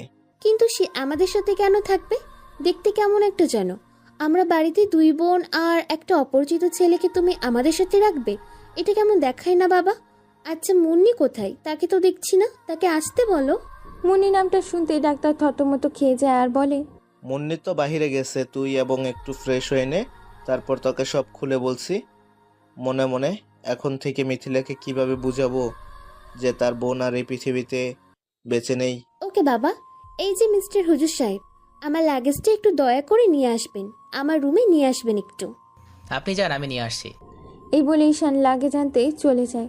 অন্যদিকে মিথিলার রুমে গিয়ে কাপড় চেঞ্জ করতে থাকে। ঠিক সেই সময় ঈশান তার রুমে চলে যায় আর এগিয়ে যা দেখে, ঈশান গিয়ে মিথিলার রুমে দেখতে পায় মিথিলা কাপড় চেঞ্জ করে একটা টাওয়াল শরীরে পেঁচিয়ে আছে। হঠাৎ মিথিলা ঈশানকে দেখে বলে ওঠে, তুই জানিস না কারো রুমে আসতে গেলে যে পারমিশন নিতে হয়? এটাও জানিস না? বেয়াদব কোথাকার। এইটা বলার সাথে সাথে মিথিলা ঈশানের গালে পরপর কয়েকটা থাপ্পড় বসিয়ে দেয় আর বলে, তুই একটা হুজুর নামে কলঙ্ক শালা। একটা মেয়ে রুমে ঢুকতে গেলে যে নক করতে হয় সেটা তোর জ্ঞান নেই? বের হ আমার চোখের সামনে থেকে। আমাকে মাফ করে দিন, আমি বুঝতে পারিনি। রাত বাজে 12টা। হঠাৎ সে কালো স্যুট পরিহিত, প্যান্ট, কালো জ্যাকেট পরিহিত একটা আগন্তুক বের হয় ডাক্তার সাহেবের বাড়ি থেকে। মিথিলা বারান্দায় দাঁড়িয়ে ছিল। হঠাৎ কাউকে বের হতে দেখে ফেলে সে আর মনে মনে ভাবতে থাকে, এত রাতে আবার বাসার ভেতর কে গেল? আবার চোর নয় তো? যাই হোক, আমি নিচে গিয়ে দেখি। তখন মিথিলা ড্রয়িং রুমে যায় এবং সেখানে গিয়ে তার বাবাকে বলে, বাবা বাসার বাইরে এত রাতে কে গেল? আর মুন্নি কোথায়? আর ছেলেটা কোথায়? তারপর যখন বাড়িতে ট্যাক্সি করে আসছিলাম তখন শুনলাম যে কোনো এক থানার ওসিকে নাকি ঈশান দ্য গ্রেট মাস্তান মেরে ফেলেছে। কি হলো বাবা বলো? মিথিলার কথা শুনে ডাক্তার বলে ওঠে, দেখ মা, তোকে এতদিন জানাইনি কারণ তুই শুনলে কষ্ট পাবি তাই। মুন্নি এই পৃথিবীতে বেঁচে নেই। তাকে 3টি ছেলে মিলে র্যাপ করে এবং তাকে হত্যা করে এ কথা আমি তোকে জানাতে চেয়েছিলাম, কিন্তু তোর কথা ভেবে তোকে আর বলিনি। তুই আমাকে মাফ করে দে মা। বাবা, তুমি এই কথাটা আমাকে আগে কেন বলনি? আমার বোনটাকে আমি দেখতে পারলাম না। ওই ছেলে তিনটার কি কোনো শাস্তি হয়নি? বলো বাবা, বলো। আমি আমার বোনটার কবরটা দেখতে চাই। দেখ মা, কাঁদিস না, যা হবার হয়ে গেছে। এখন এই পৃথিবীতে তুই ছাড়া আমার আর কেউ নেই। কাল তোকে অন্যের কবরের পাশে নিয়ে যাব। এখন গিয়ে ঘুমিয়ে পড়। তারপর মিথিলা কাঁদতে কাঁদতে রুমে চলে যায়। অন্যদিকে ঈশান সেই পোড়া বাড়ির ভেতরে গিয়ে মিন্টুকে বলে, মিন্টু এর জ্ঞান ফেরা। আর মাসুম সাব্বির, তোরা গিয়ে অ্যাসিডের ড্রামটা নিয়ে আয়, সাথে একটা গ্যাস লাইট নিয়ে আসবি। আর জাকির, তুই একটা চেয়ার নিয়ে আয় আমার জন্য। তারপর তারা ঈশানের কথা মতো সব কাজ করতে থাকে। চেয়ারম্যানের জ্ঞান ফিরতেই চেয়ারম্যান বলে ওঠে, দেখ, তোরা আর আমাকে মারিস না। তোরা যা চাইবি আমি তোকে তাই দেব। আমাকে ছেড়ে দে প্লিজ, আমি তোদের পায়ে পড়ছি। দেখ, তোকে মাত্র 2টা প্রশ্ন করব, তার সঠিক উত্তর দিবি। তাহলে তোর কি করা যায় সেটা ভেবে দেখব। নাম্বার 1, তুই 2টা মার্ডার কেসে জড়িত। নাম্বার 2, তোর শালা একটা মেয়েকে রেপ করে, এগুলো কি সত্যি? এগুলো সব আমি করেছি। আমি জানি আমি ভুল করেছি, আমি অন্যায় করেছি। প্লিজ তোমরা আমাকে আর মেরো না, আমাকে মাফ করে দাও। আমি আর কোনোদিনও এসব খারাপ কাজ করব না। এবারের মতো তোমরা আমাকে ছেড়ে দাও, আমাকে মাফ করে দাও প্লিজ ভাই, তোমাদের পায়ে পড়ছি। এরপর কোনো কথা আর না শুনে ঈশান সোজা চেয়ারম্যানকে তুলে এসিডের ড্রামে ফেলে দেয়, সাথে আগুন লাগিয়ে দেয়। মুহূর্তেই যেন চেয়ারম্যানের দেহটা পুড়ে ছাই হয়ে যায়। ঈশানের এরকম রূপ দেখে সেখানে দাঁড়িয়ে থাকা মিন্টু, মাসুম, জাকির, সাব্বির সবাই ভয় পেয়ে শেষ।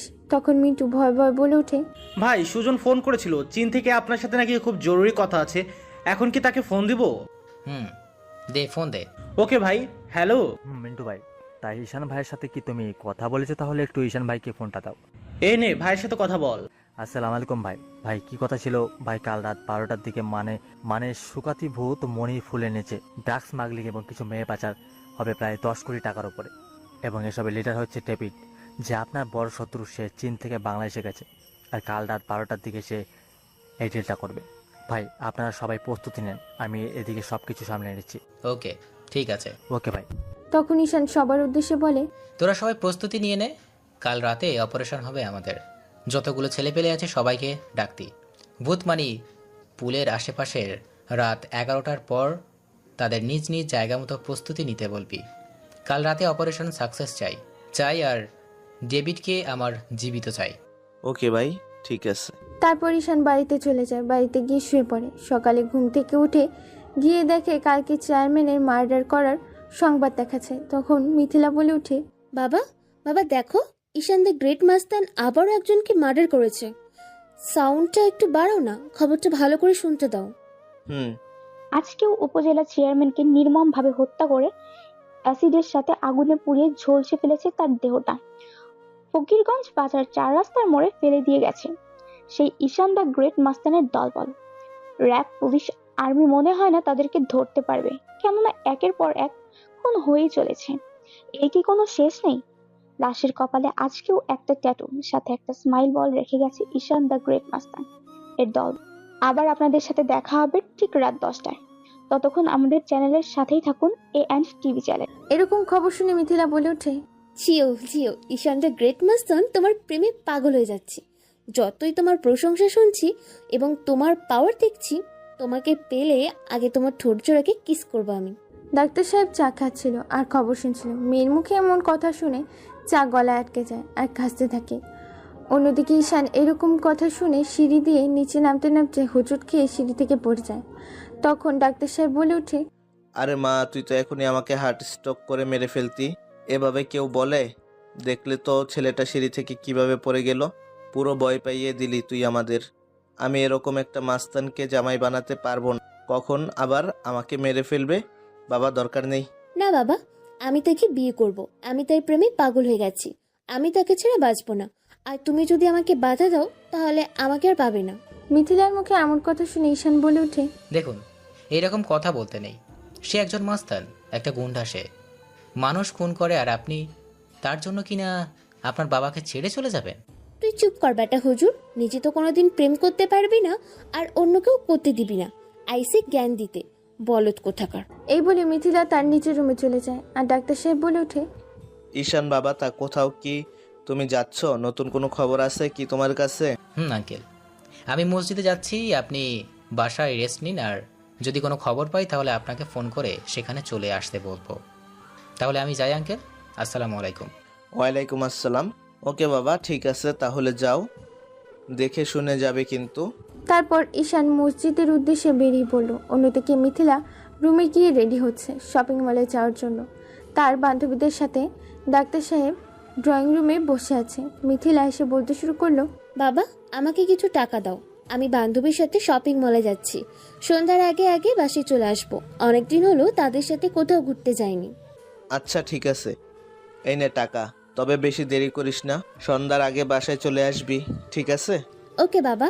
এই বলে মিথিলা বাড়ি থেকে গাড়ি নিয়ে বেরিয়ে পড়ে শপিং মলের উদ্দেশ্যে তার বান্ধবীদের সাথে। অন্যদিকে ঈশান মসজিদে গিয়ে বসে একজন মুসল্লি বলে, আসসালামু আলাইকুম হুজুর, কেমন আছেন? ওয়ালাইকুম আসসালাম, আলহামদুলিল্লাহ আমি ভালো আছি, আপনারা সবাই কেমন আছেন? আলহামদুলিল্লাহ ভালো আছি। হুজুর হুজুর আপনাকে কিছু জিজ্ঞাসা করতাম, মানে এই জিনিসগুলো আমাদের জানা খুব দরকার, আপনি কি একটু আমাদের বলবেন? বলুন, আপনাদের কি জানার দরকার আছে আর কি বা প্রয়োজন আমার জানা থাকলে আমি উত্তর দিতে পারবো ইনশাআল্লাহ। হুজুর কথাটা হলো, এই যে মানুষ মদ, ঘোষ, সুদ, খুন, খারাপ এইগুলো যে কাজে লিপ্ত আছে, এরা হাজার নামাজ পড়ে রোজা রাখে তারপরও অন্যায় করে, তাহলে কি এরা জান্নাতে যেতে পারবে? ও আচ্ছা, এই ব্যাপার। তাহলে শুনুন, একটা গল্প বলি যা থেকে বুঝতে পারবেন কে জান্নাতে যেতে পারবে আর কে পারবে না। গল্পটা হলো যে একটা লোক একটা অ্যাক্সিডেন্ট তার পুরো পরিবার হারিয়ে ফেলে। তারপর থেকে সে একা হয়ে যায়। এরপর থেকে সে আল্লাহকে দোষারোপ করত, নামাজ কালাম কোনো কিছুই করতো না। তবে তার একটা ভালো গুণ আছে, সেটা হলো মিথ্যা কথা বলতো না এবং কোনো মানুষ বিপদে পড়লে যে সাহায্য করত। অন্যদিকে সে প্রতিদিন নাইট ক্লাবে গিয়ে মদ গ্যাঁজা খেত। একদিন সে কাজ করে নাইট ক্লাবে যাচ্ছিল মদ খেতে। যাওয়ার সময় রাস্তার পাশে একটি কুঁড়ে ঘরের ভিতর থেকে কারো কান্নার আওয়াজ শুনতে পায়। তারপর গিয়ে ভিতরে দেখে একটি বাচ্চা ছেলে কান্না করছে। তখন সেই বাচ্চা ছেলেটিকে বলে ওঠে, বাবা তুমি কান্না কেন করছো, তোমার কি হয়েছে? তখন সেই বাচ্চা ছেলেটি বলে ওঠে, আঙ্কেল আমি প্রতিদিন কোরআন তেলাওয়াত করতাম ঠিক এই সময়, কিন্তু আজকে আমার আর পড়া হবে না। আমার বাবা মা নিশ্চয়ই কবরে অনেক কষ্ট পাবে, কারণ আমার আজকে কেরোসিন তেল নেই, তাই আজকে বাবা মায়ের জন্য দোয়া করতে পারবো না। তখন সেই লোকটি ভাবে সে তার মা বাবার জন্য দোয়া করতে পারবে না বলে কত কান্নাকাটি করতেছে, আর আমি আমার পরিবারের জন্য দোয়া না করে কিনা আমি প্রতিদিন মদ গ্যাঁজা খেতাম। না না, আজকে থেকে আমাকে ছেলেটার কোরআন পড়ার কেরোসিন তেল দাম দিত। তখন লোকটা বলে ওঠে, বাবা তুমি চিন্তা করো না, আজ থেকে আমি তোমার জন্য প্রতিদিন কেরোসিন তেল কিনে দিয়ে যাব। তখন তুমি তোমার মন মতো কোরআন তেলাওয়াত করতে পারবে, কেমন? তখন সেই ছেলেটি আর কোনো কথা না বলে সেখান থেকে বেরিয়ে গিয়ে যে মদ খাওয়ার টাকাটা জমিয়েছিল সেই টাকা দিয়ে ছেলেটির জন্য কেরোসিন তেল নিয়ে আসে। ছেলেটার হাতে দেয় আর বলে, এই নাও বাবা, আজ থেকে তোমার কেরোসিন তেলের সব আমি এনে দিব। এই বলে লোকটি সেখান থেকে চলে যায়। আর ছেলেটি এই লোকটির জন্য আল্লাহর কাছে বলে, হে আল্লাহ, এই লোকটি প্রতিদিন বলে মদ পান করত, জিনা করত, আর সেই লোকটি আমাকে কোরআন তেলাওয়াতের জন্য প্রতিদিন কেরোসিন তেল কিনে দিতে চায়। আল্লাহ তুমি তাকে হায়াত দারাজ করো, তুমি তাকে জান্নাতবাসী করিও, তার মনের সব দুঃখ কষ্ট দূর করে দিও। এরকম বলে ছেলেটি অনেক কান্নাকাটি করে আল্লাহর কাছে লোকটির জন্য। পরের দিন সকালে হঠাৎ শোনা যায় লোকটি আর পৃথিবীতে বেঁচে নেই, পাড়ি জমিয়েছে সেই পরকালে। তারপর লোকটির মাটি দেওয়ার জন্য কেউ এগিয়ে আসে না। সবাই বলে যে মদ্যখোর পাপী, তাই তাকে কেউ মাটি দেয় না, তুলে নিয়ে গিয়ে এক মহিলার ডাস্টবিনে ছুঁড়ে ফেলে, চলে যায়। পরের দিন এলাকার 5 জন মুরব্বী মানুষ রাতে আল্লাহর পক্ষ থেকে স্বপ্নে দেখা যায় এই লোকটিকে, যেন তারা গোসল করে দাফন কাপড় পরিয়ে তাকে কবরে দাফন করে আসে। এই স্বপ্ন দেখার পর পরের দিন সে 5 জন মুরব্বী মানুষ এলাকার মানুষ নিয়ে সেই লোকটিকে মহিলার ডাস্টবিন থেকে তুলে নিয়ে গিয়ে গোসল করিয়ে দাফন কাপড় পরিয়ে গোরস্থানে মাটি দেয়। এবং তার জন্য দোয়া করে। এই কথা শুনে সে ছেলেটি সেখানে তাড়াহুড়ো করে আসে, এসে দেখে লোকটিকে মাটি দেওয়া হয়ে গেছে। তখন সেই ছেলেটি বলে ওঠে, আপনারা সবাই জানেন তিনি একজন মদখোর, তিনি জেনা কাজ করেন, তিনি একজন পাপী। এই পাপী কালকে আমাকে কোরআন পড়ার জন্য কেরোসিন তেল কিনে দিয়ে যায় এবং তিনি বলেছেন তিনি আর মদ পান করে না, মদের টাকা দিয়ে আমার কোরআন পড়ার কেরোসিন তেল কিনে দিবেন। কিন্তু আজ সেই ব্যক্তি মৃত্যুবরণ করেছেন। আপনারা এইরকম মানুষ এর জন্য 2 হাত তুলে আল্লাহর কাছে দোয়া চাইছেন তিনি যেন জান্নাতবাসী হন। এই কথা শুনে এলাকার মানুষ সবাই লোকটির কথা ভেবে অনেক দুঃখ পায় এবং মন খুলে তার জন্য দোয়া করে। তাহলে এবার আপনারা বুঝে নিন যে কে জান্নাতে যেতে পারবে এবং কে পারবে না। আমি শুধু ধারণাটা দিলাম, কিন্তু ব্যাখ্যাটা দিলাম না। ঈশানের এরকম সুন্দর সুন্দর কথা শুনে মুসল্লিরা বলে ওঠে, সত্যি হুজুর, আপনার কাছে সব প্রশ্নের উত্তর অনেক সহজভাবে আপনি উত্তর করে দেন। আপনি এত সুন্দর করে কিভাবে যে বোঝান আমরা সেটাই বুঝতে পারি না। কত সহজে আমরা বুঝে গেলাম ব্যাপারটা।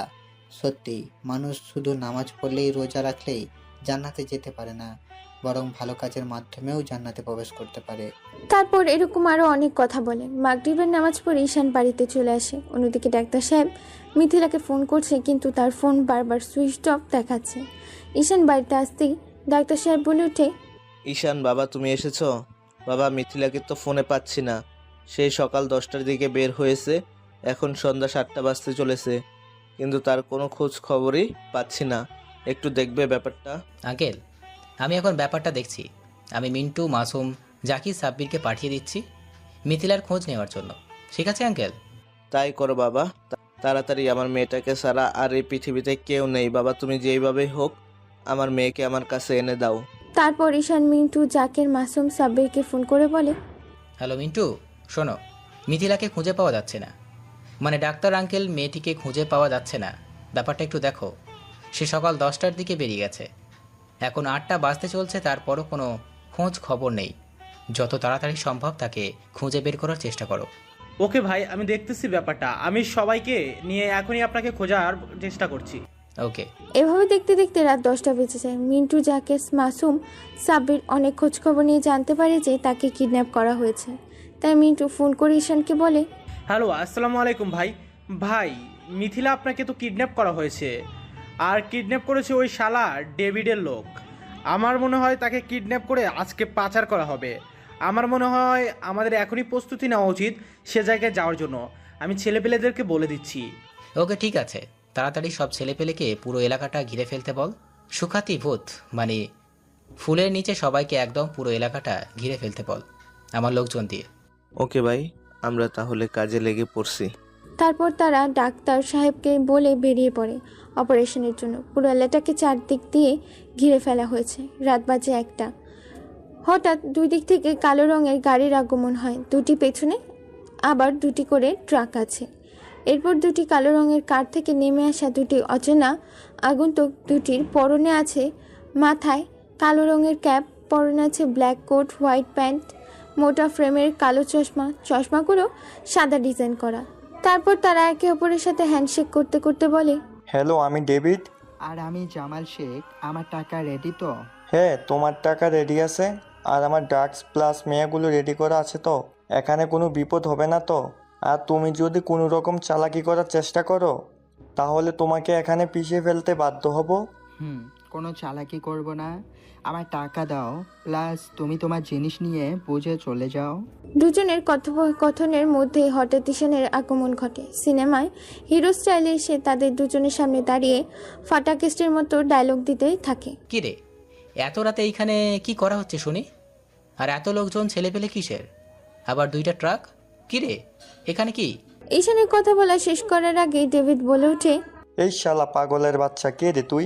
আর এত রাতে তুই বা এখানে কি করিস? আমরা কি করি না না করি তা কি তোকে কৈফিয়ত দিতে হবে? তাই নাকি? জানিস তো বাপেরও বাপ থাকে, তোদের ক্ষেত্রেও সেটা হয়েছে। তাই এখান থেকে ভালোই ভালোই চলে যা, না হলে জীবিত আর বের হতে পারবে না। তুই জানিস না তুই কাদের কাজে নাক গলাইছিস, বুঝলি? আরে ওয়েট ওয়েট ওয়েট ওয়েট, এত উত্তেজিত হচ্ছিস কেন? তোদের মতো চুনোপুটিকে দেখে ভয় পাবো আমি? আরে বেটা বলিস কি? তাহলে শোন, যদি তোরা আমাকে আমার পরিচয় পাস তাহলে প্যান্ট 1 নম্বর সেরে ফেলবি, আর আমার সাথে পাঙ্গা নেওয়া মানে নিজের মৃত্যুকে স্মরণ করা। এটা শোনার সাথে সাথেই ডেভিড গিয়ে ঈশানের গালে কয়েকটা থাপ্পড় বসিয়ে দেয় আর বলে, শালা জানোয়ারের বাচ্চা, তোকে দেখে ভয় পাবো আমি? আমার নাম জানিস? আমি ডেভিড, ডেভিড বুঝলি, যাকে পুরো 33টি দেশের পুলিশ আমাকে খুঁজে বেড়াচ্ছে, আর আমি কিনা তোকে ভয় পাবো? ওই কে আছিস? এরে উপরের টিকিটটা ধরিয়ে দে। ডেভিডের এরকম কথা শুনে ঈশান উচ্চস্বরে হাসতে হাসতে বলে, আসতে বল দেখি তোর কত দম কত দূরে। ডেভিড তারপর তার পেছনে অর্থাৎ চারিদিকে তাকিয়ে দেখতে পায় পুরো এলাকাটা ফাঁকা, শুধু তারা 3 জন দাঁড়িয়ে আছে, আর তাদের ছেলেপেলে একটাও বেঁচে নেই। সব গোটা মাটিতে লুটিয়ে গড়াগড়ি খাচ্ছে। কাউকে জবাই করা হয়েছে তো কাউকে গুলি করা হয়েছে, আবার কাউকে চাইনিজ কুড়াল দিয়ে কাটার মতো করে টুকরো টুকরো করা হয়েছে। এটা দেখে ডেভিড আর জামাল ভয়ে বলে ওঠে, কে রে তুই? আর আমাদের ছেলেপেলেগুলোকে এভাবে তুই কখন মারলি? কে তুই, সত্যি করে বল। আমার পরিচয় জানতে চাস? শোন তাহলে, তোদের আজরাইল ঈশান দ্য গ্রেট মাস্তান। আমি মাস্তানের মতো চুনোপুটি শয়তানদের বাপ আমি। ঈশানের মুখে মাস্তান কথাটি শুনে ডেভিড ভয় তো শেষ, আর জামাল তো প্যান্টে হিসু করে ফেলেছে। তারপর ঈশানের লোকজন মিন্টু, মাসুম, জাকির, সাবির ব্রিজের পাশে সাইডগুলো থেকে উঠে এসে ডেভিড আর জামালকে চারদিক থেকে ঘিরে ফেলে। তখন ঈশান বলে ওঠে, কিরে ডেভিড, তোকে আজকে কে বাঁচাবে? তোকে এর আগে ওয়ার্নিং দিয়েছিলাম এইসব খারাপ কাজ ছেড়ে দিতে, কিন্তু তুই শুনলি না। আজ তোকে মরতেই হবে। এটা বলার সাথে সাথে ঈশান মাসুমের কাছ থেকে একটা চাইনিজ কুড়াল নিয়ে ডেভিডের গলায় কোপ মারে। সাথে সাথে ডেভিডের গলা থেকে শরীরটা আলাদা হয়ে যায়।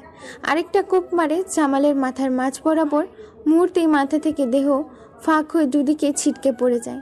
ঈশানের এরকম রাগ যেন আজকে সবাই সেখানেই প্রথম দেখছে। সবাই তো ভয়ে শেষ। তখন ঈশান বলে ওঠে, দুটো আমাদের গোডাউনে নিয়ে যাবি, টাকাগুলো গরিব দুঃখীদের মাঝে বিলিয়ে দিবি এবং মেয়েটিকে পুলিশ স্টেশনের সামনে নামিয়ে দিবি। আর আমি মিথিলাকে নিয়ে বাসায় চলে গেলাম। ওকে ভাই। তারপর ঈশান সেখান থেকে মিথিলাকে নিয়ে বাসায় চলে যায়। বাসায় গিয়ে কলিং বেল বাজাতেই ডাক্তার সাহেব দরজা খুলে দিয়ে অবাক হয়ে যায়, কেননা মিথিলা ঈশানের কোলে অজ্ঞান হয়ে আছে। তা দেখে ডাক্তার সাহেব বলে ওঠে, ঈশান, আমার মেয়ের কি হয়েছে? সে অজ্ঞান হয়ে গেছে কেন? কি হয়েছে বাবা? কোনো বিপদ হয়নি তো? আঙ্কেল, তেমন কিছু হয়নি, আপনাকে আমি সব খুলে বলছি। আগে ওর রুমে নিয়ে যেতে দিন। চলো চলো, তাড়াতাড়ি চলো, তাকে বেডে শুইয়ে দাও। তাকে বেডে শুয়ে দিয়ে ঈশান পুরো ঘটনাটা ডাক্তার সাহেবকে খুলে বলে। ডাক্তার সাহেব শুনে পুরো কান্না করে ফেলেছে। তখন ঈশান বলে ওঠে, আরে আঙ্কেল, আপনি কান্না করছেন কেন? আমি তো আপনার ছেলের মতো, তাই না? আমি থাকলে আপনার আর আপনার মেয়ের কোনো ক্ষতি আমি হতে দিব না। বাবা, তুমি না থাকলে আজ আমার মেয়ের কি হয়ে যেত। তারপর ঈশান মিথিলাকে বেডে শুয়ে দিয়ে উঠতে যাবে, কিন্তু উঠতে পারছে না। তাকিয়ে দেখে মিথিলা তাকে অনেক শক্ত করে জড়িয়ে ধরে আছে।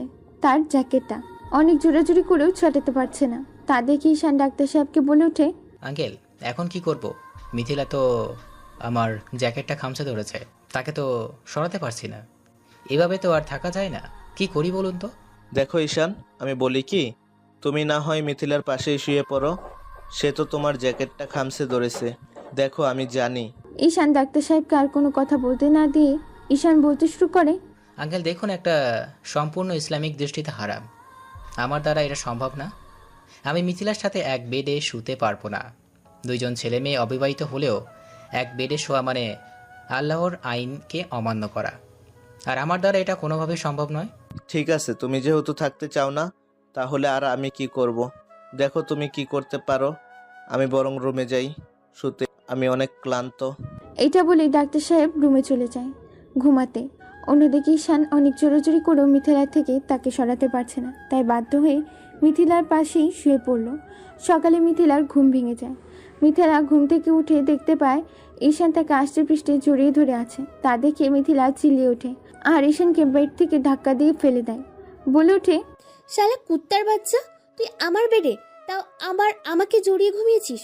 তুই না বলে একটা হুজুর, তোর মনে মনে এই ছিল তুই আমার সরলতার সুযোগ নিলি? তোকে আমি ছাড়বো না।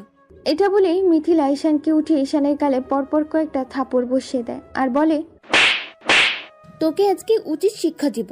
এটা বলে ঈশানের কলার ধরে টানতে টানতে ড্রয়িং রুমে নিয়ে আসে ডাক্তার সাহেবের সামনে। ডাক্তার সাহেব এতক্ষণ এএনটিভির চ্যানেলে খবর দেখছিল। সবাই হঠাৎ সাংবাদিক বলে ওঠে, আজকে এইমাত্র পাওয়া নতুন খবর, সুকতি ভূতমণি ব্রিজের ওপর পাওয়া গেছে কয়েকশো লাশ। তাদের মধ্যে পাওয়া গেছে ডেভিড ও জামালকে, যারা কিনা নারী পাচার, শিশু পাচার এবং ড্রাগ স্মাগলিং করেন। তাদেরকে আজকে হত্যা করা হয়েছে অনেক জঘন্যভাবে। ডেভিডের শরীর থেকে মাথাটা আলাদা আর জামাল শেখের মাথা দুভাগে বিভক্ত, পুলিশ বলছে। দেখুন, কালকে থানার সামনে এক ট্রাক মেয়ে নামিয়ে দিয়ে গেছে ঈশানের লোকজন। মেয়েদের জিজ্ঞাসা করে জানতে পারি তাদের পাচার করা হচ্ছিল। ঈশান মাস্তান তাদেরকে বাঁচায়।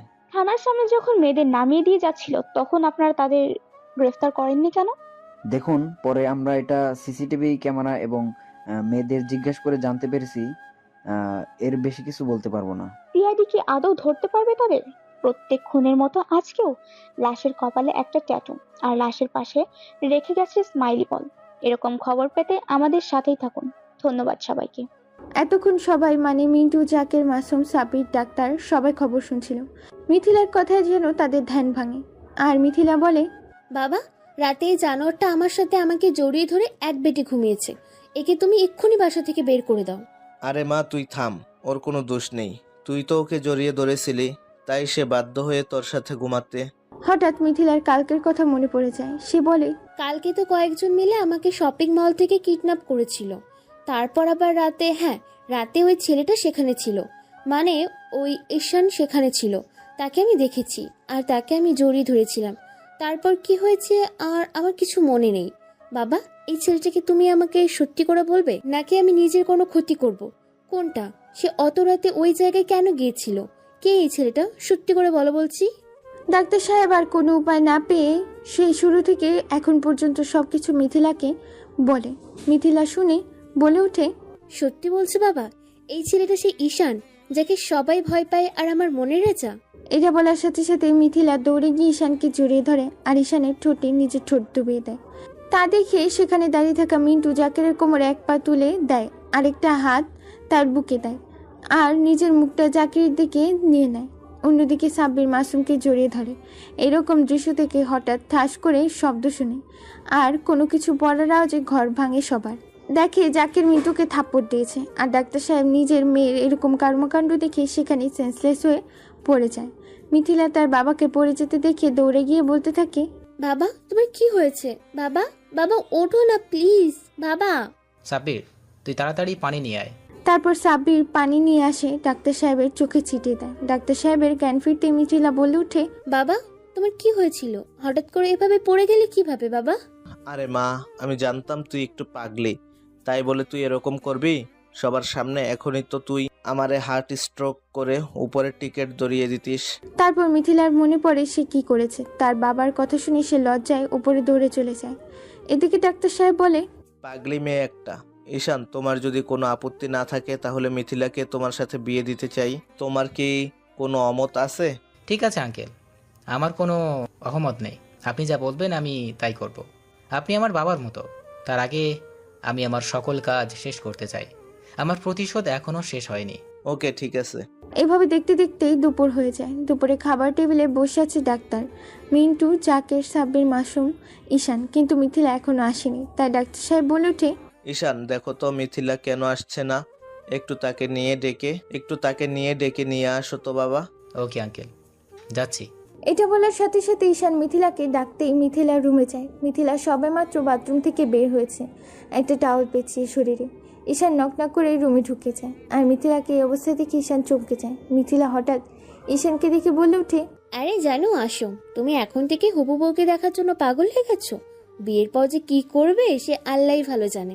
মিথিলা কথা বলছে আর ঈশানের দিকে আগাচ্ছে। ঈশান ভয় ভয় বলতে থাকে, দেখো মিথিলা, আঙ্কেল তোমাকে ডেকেছে খাওয়ার জন্য। আমরা সবাই তোমার অপেক্ষা করছি, তুমি তাড়াতাড়ি এসো। এটা বলে ঈশান রুম থেকে বের হতে যাবে, ঠিক তখনই মিথিলা ঈশানের হাত টান দিয়ে তার সামনে টেনে ধরে হঠাৎ মিথিলা তার শরীরের টাওয়ালটা খুলে ফেলে দেয়। তা দেখে ঈশান প্রথম মিথিলাকে অবস্থায় দেখে ঈশানের যায় অবস্থা। ঈশান মিথিলাকে ওই অবস্থায় দেখে বলতে থাকে, নাউজুবিল্লাহ, আস্তাগফিরুল্লাহ। তুমি আমাকে বাঁচাও আল্লাহ। তুমি আমাকে জাহান্নামে নিও আল্লাহ। আমাকে জাহান্নামের হাত থেকে বাঁচাও। নাউজুবিল্লাহ, আস্তাগফিরুল্লাহ। ঈশান এরকম বলছে আর হাঁপাতে হাঁপাতে নিচে তাড়াহুড়ো করে নামছে। তা দেখে মিন্টু বলে ওঠে, আরে ভাই তুমি তো পড়ে যাবে, এভাবে তাড়াহুড়ো কেন করে নামছো? কি হয়েছে ভাই? আরে কই না, কিছু হয়নি তো। মিথিলা আসছে, ও রেডি হচ্ছে, তোরা খাওয়া শুরু কর। এর কিছুক্ষণের মধ্যেই মিথিলা নিচে চলে আসে। সবাই খেতে বসেছে। ঈশান লজ্জায় মিথিলার দিকে তাকাতে পারছে না।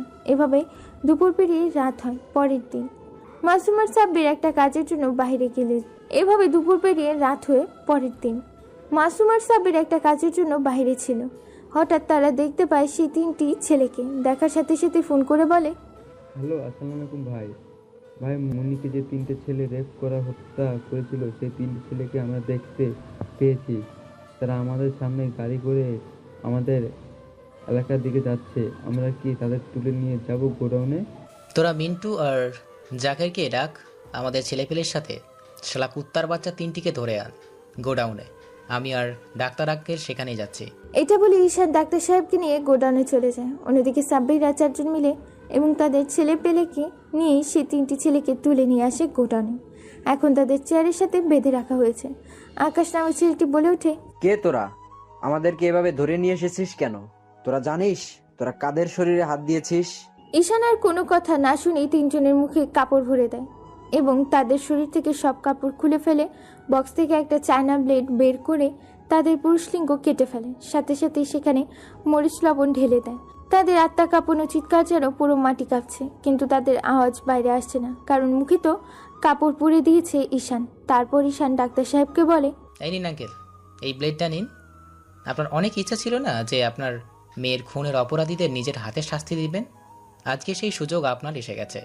ঈশান দাও, এই শালা জানোয়ারের বাচ্চাগুলোর জন্যে আমার নিষ্পাপ মেয়েটাই পৃথিবীতে নেই। এটা বলার সাথে সাথেই ডাক্তার সাহেব ব্লেড দিয়ে একের পর এক তাদের শরীরে ব্লেড দিয়ে টানতে থাকে। মুহূর্তেই পুরো রুমটা 3 জনের রক্ত দিয়ে লাল হয়ে যায়। শরীরের এমন কোনো অংশ নেই যে কাটা যায়নি। তাদের কাটা অংশগুলো বস্তায় ভরে গঙ্গা নদীর তীরে ফেলে আসতে বলে ঈশান। তারপরে তারা ফ্রেশ হয়ে বাসার উদ্দেশ্যে রওনা দেয়। বাসায় যেতে না যেতে মিথিলা বলে ওঠে, বাবা এতক্ষণ তোমরা কোথায় ছিলে? সে কখন থেকে ফোন করছি তোমাদের। এটা বলার সাথে সাথে ঈশানকে জড়িয়ে ধরে আর একের পর এক গালে চুমু দিতে থাকে। বলে, এই তুমি এতক্ষণ কোথায় ছিলে? চলো দুপুরে খাবার খাবে। ডাক্তার সাহেব মেয়ের পাগলামি দেখে মনে মনে বলতে থাকে, খুব শীঘ্রই আমার এই পাগলি মেয়েটার ঈশানের সাথে বিয়েটা দিয়ে দিতে হবে, না হলে নিশ্চয়ই কোনো অঘটন ঘটিয়ে ফেলবে পাগলি কোথাকার। চল। তারপর তারা সবাই মিলে দুপুরের খাওয়া দাওয়া করে যে যার মধ্যেই ঘুমাতে চলে যায়। অন্যদিকে মিথিলা নিজের রুমে না গিয়ে ঈশানের রুমে গিয়ে দরজা আটকে দেয়। ঈশান তা দেখে ভয়ে ভয়ে বলে উঠে, আরে আরে আরে, তুমি দরজা লাগালে কেন? যাও নিজের রুমে গিয়ে শুয়ে পড়ো। এখানে কি? হ্যাঁ, আসলে একা একা থাকতে ভালো লাগছিল না, তাই হবু বরের সাথে একটু রোম্যান্স করতে এলাম। মানে কি? কি করতে চাও তুমি? তারপর মিথিলা আর কোনো কথা না শুনে ঈশানের শরীরের ওপর উঠে তার শুয়ে পড়ে এবং তাকে জড়িয়ে ধরে ঘুমিয়ে পড়ে। ঈশানও কিছুক্ষণ তার দিকে তাকিয়ে একটা হাসি দিয়ে তাকে জড়িয়ে ধরে সেও ঘুমিয়ে পড়ে। বিকেলে আজানের আওয়াজে ঈশানের ঘুম ভেঙে যায়। তাই সে মসজিদে যায় নামাজ পড়তে। সবাইকে নিয়ে মসজিদে নামাজ পড়ে বাসায় এসে সবাইকে নিয়ে এসে বলে, দেখো, কম বেশি সবাইকে তাদের পাপের আমি শাস্তি দিয়েছি। এখন যাদের জন্য আমি আমার আপনজনদের হারিয়েছি, এখন শুধু তাদের পালা।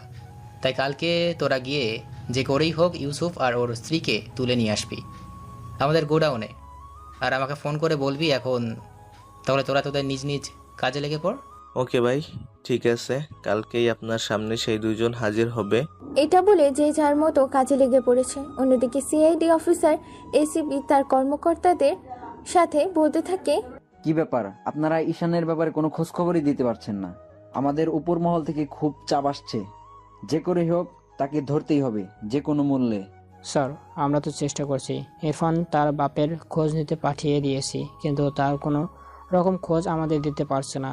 সে কোনো কিছু করার আগে রাস্তাটাকে পরিষ্কার করে নি, যাতে আগে পিছনে কোনো সমস্যা না হয়। তার জন্য তো আমরা তাকে আজ পর্যন্ত ধরতে পারছি না। এমনকি তার চেহারাটাও আজ পর্যন্ত কেউ দেখেনি। যে দেখেছে তাকে সে উপরে টিকিট ধরিয়ে দিয়েছে। আমি কোনো এক্সকিউজ শুনতে চাই না। আপনাদের যে করেই হোক তাকে ধরতেই হবে, অ্যান্ড এনি কস্ট। তাদের এরকম কথা শুনে ঈশান বসে বসে হাসতে থাকে আর মনে মনে ভাবতে থাকে, এসিপি, তোর পাওয়ার সম্বন্ধে আমার জানা আছে। তুই ধরবি আমাকে? তোর এতটাও ক্ষমতা নেই যে ঈশানকে ধরবি। এভাবে দেখতে দেখতে রাত পেরিয়ে সকাল হয়। পরের দিন মাসুম, মিন্টু, জাকের, সাব্বির এবং তাদের দলের ছেলেপেলে ইউসুফ ও তার স্ত্রী এবং ছেলে বউকে তুলে নিয়ে আসে তাদের গোডাউনে এনে তাদেরকে আলাদা আলাদা রুমে আটকে রাখা হয়। তারপর ফোন করে বলে, হ্যালো ভাই, তাদেরকে তো ধরে নিয়ে আসি, তাহলে আপনি কোথায়? আপনি চলে আসেন আজ রাতে। ওকে, আমি আজকেই চলে আসছি রাতে। তোরা তাদের আপ্যায়ন কর একটু। ওকে ভাই, ঠিক আছে, তাহলে আমরা তাদের উপর টর্চার শুরু করে দিচ্ছি। এটা বলার সাথে সাথে তারা তাদের উপর টর্চার করা শুরু করে দেয়। যে যেভাবে পারছে সে সেভাবেই তাদেরকে মারছে।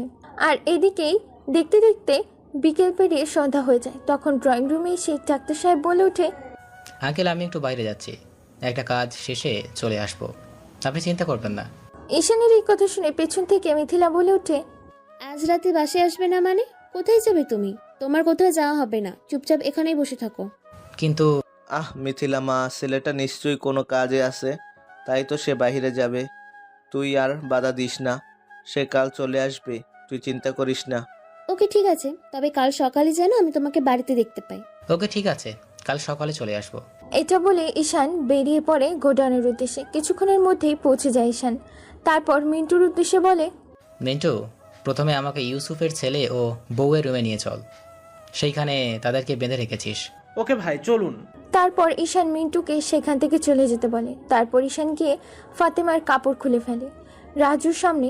রাজু তা দেখে বলে ওঠে, ওই শালা কুত্তার বাচ্চা, তোর এত বড় সাহস, তুই আমার বইয়ের গায়ে হাত দিস? একবার শুধু আমাকে ছেড়ে দে, তোর হাত আমি কেটে ফেলবো। এরপর ঈশান গিয়ে কয়েকটা থাপড় বসিয়ে দেয় রাজুর গালে এবং মুখে একটা কাপড় ভরে দেয়। তারপর ঈশান ফাতেমাকে রাজুর সামনে জোরপূর্বক ভাবে ধর্ষণ করতে থাকে। ইচ্ছে মতো নিজের শরীরের চাহিদা পূরণ করে সেখান থেকে চলে যায়। আর সাব্বিরকে বলে, আমার কাজ শেষ এখন, তোরা চারজন গিয়ে তোদের কাজ করতে পারিস। এটা বলার সাথে সাথে তারা চারজন মিলে একের পর এক ফাতেমার সাথে শারীরিক অত্যাচার করে। এমন সময় ফাতেমার তাদের অত্যাচার সহ্য করতে না পেরে সেখানেই মারা যায়। তারপর তারা ফাতেমার দেহ সেখানে ফেলে রুম থেকে বেরিয়ে ঈশানের সামনে যায় আর বলে, ভাই, শালি তো মরে গেছে আমাদের চারজনের লোড নিতে না পেরে। তাই নাকি? তাহলে তো তোদের চারজনে দেখি ভালোই পাওয়ার। ওকে ঠিক আছে, আমি তাহলে দ্বিতীয়টার কাছে যাই, তারপর আমি কি কিছুক্ষণ তোরা যাস, কেমন? ওকে ঠিক আছে ভাই। অন্যদিকে রাজু মনে মনে ভাবছে, ইস, এটা আমাদের পাপের ফল। সেদিন যদি এরকম অন্যায় না করতাম তাহলে আজকে আমাদের এই দশা দেখতে হতো না। নিজের দোষে আজকে এই অবস্থা। এদিকে ঈশান ইউসুফ ও তার বউকে যে রুমে আটকে রাখা হয়েছে সেখানে গিয়ে একটা দলিল হাতে নিয়ে চেয়ার টেনে বসে ইউসুফ ও তার বউয়ের সামনে।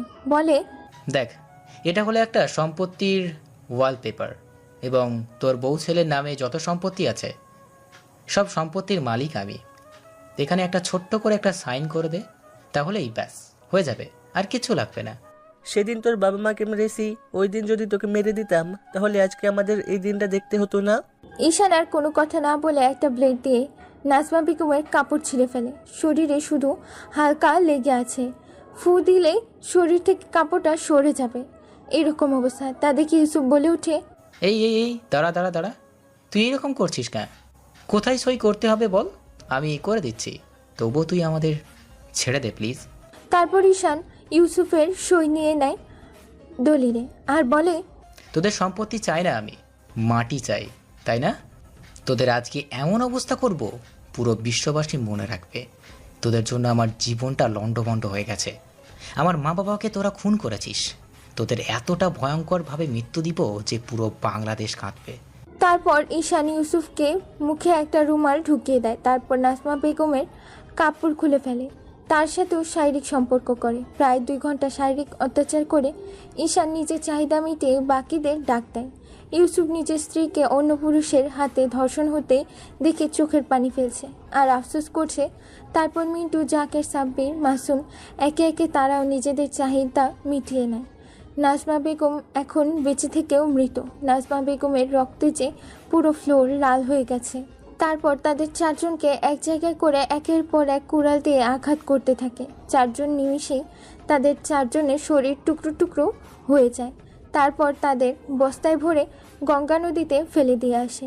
সকালে ঈশান ও তার দল নিয়ে বাসায় চলে যায়। বাসায় গিয়ে ফ্রেশ হয়ে মসজিদের উদ্দেশ্যে বের হয়ে পড়ে। তারপর মসজিদে নামাজ পড়ে তার বাবা মায়ের কবরের পাশে গিয়ে বলতে থাকে, বাবা মা দেখো, আমি তোমাদের ফোনের গতি শুনে নিতে পেরেছি। আজ আমি তাদের শাস্তি দিতে পেরেছি। আর মাত্র 2 জন আছে, খুব শীঘ্রই তাদেরকেও তোমাদের কাছে পাঠিয়ে দিব। তোমরা চিন্তা করো না মা। এই বলে ঈশান সেখান থেকে বাসায় চলে যায়। বাসায় গিয়ে ফ্রেশ হয়ে খাওয়া দাওয়া করে ঘুমিয়ে পড়ে।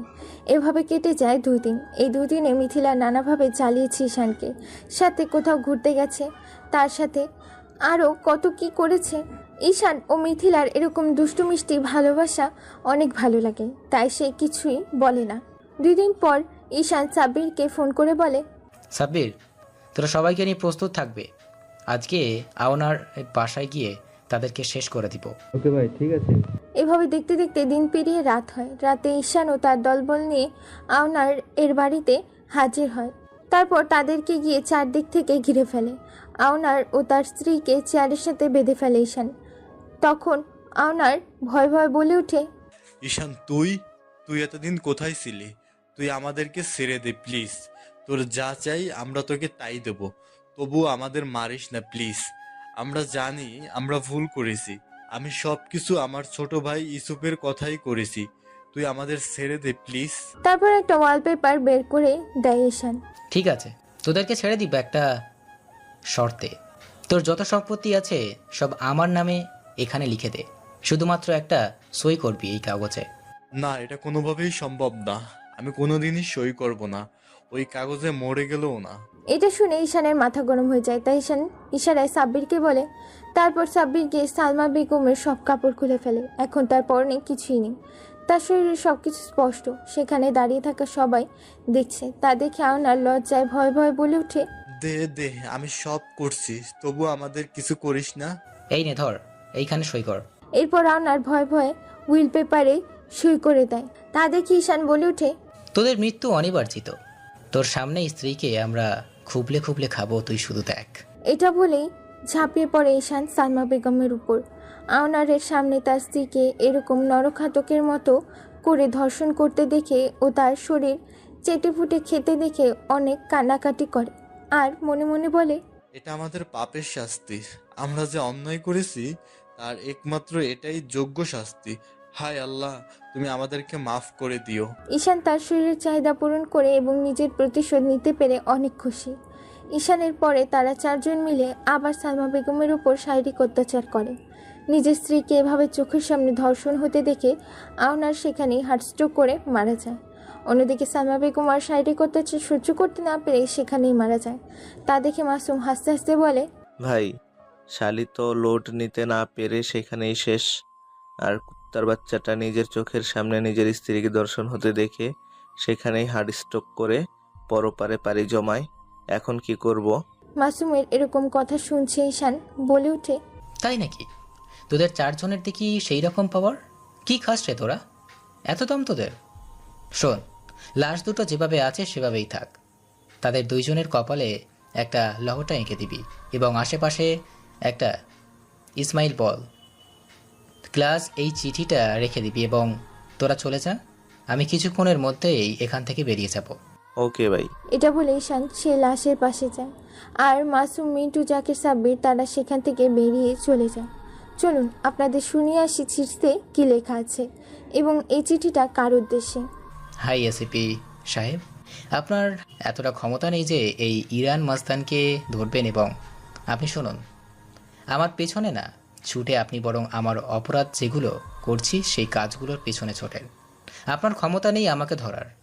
আপনাকে ওপেন চ্যালেঞ্জ করছি, যদি আপনার পুরো বাংলাদেশের আইন ক্ষমতা থাকে তাহলে আমাকে ধরিয়ে দেখা। আমি এদেরকে মারতাম না, এরা নিজের দোষেই মরছে। এদের জন্যই আজকে আমি ঈশান দ্য গ্রেট মাস্তান হয়েছি। লাশের পাশে দাঁড়িয়ে ছিল ঈশান। পকেট থেকে ফোনটা বের করে এসিপির নাম্বারে কল করে আর বলে, আসসালামু আলাইকুম স্যার, আমি 2টা মার্ডার করেছি, ঠিকানা টেক্সট করে দিয়েছি, চলে আসেন, পারলে আমাকে ধরে দেখান।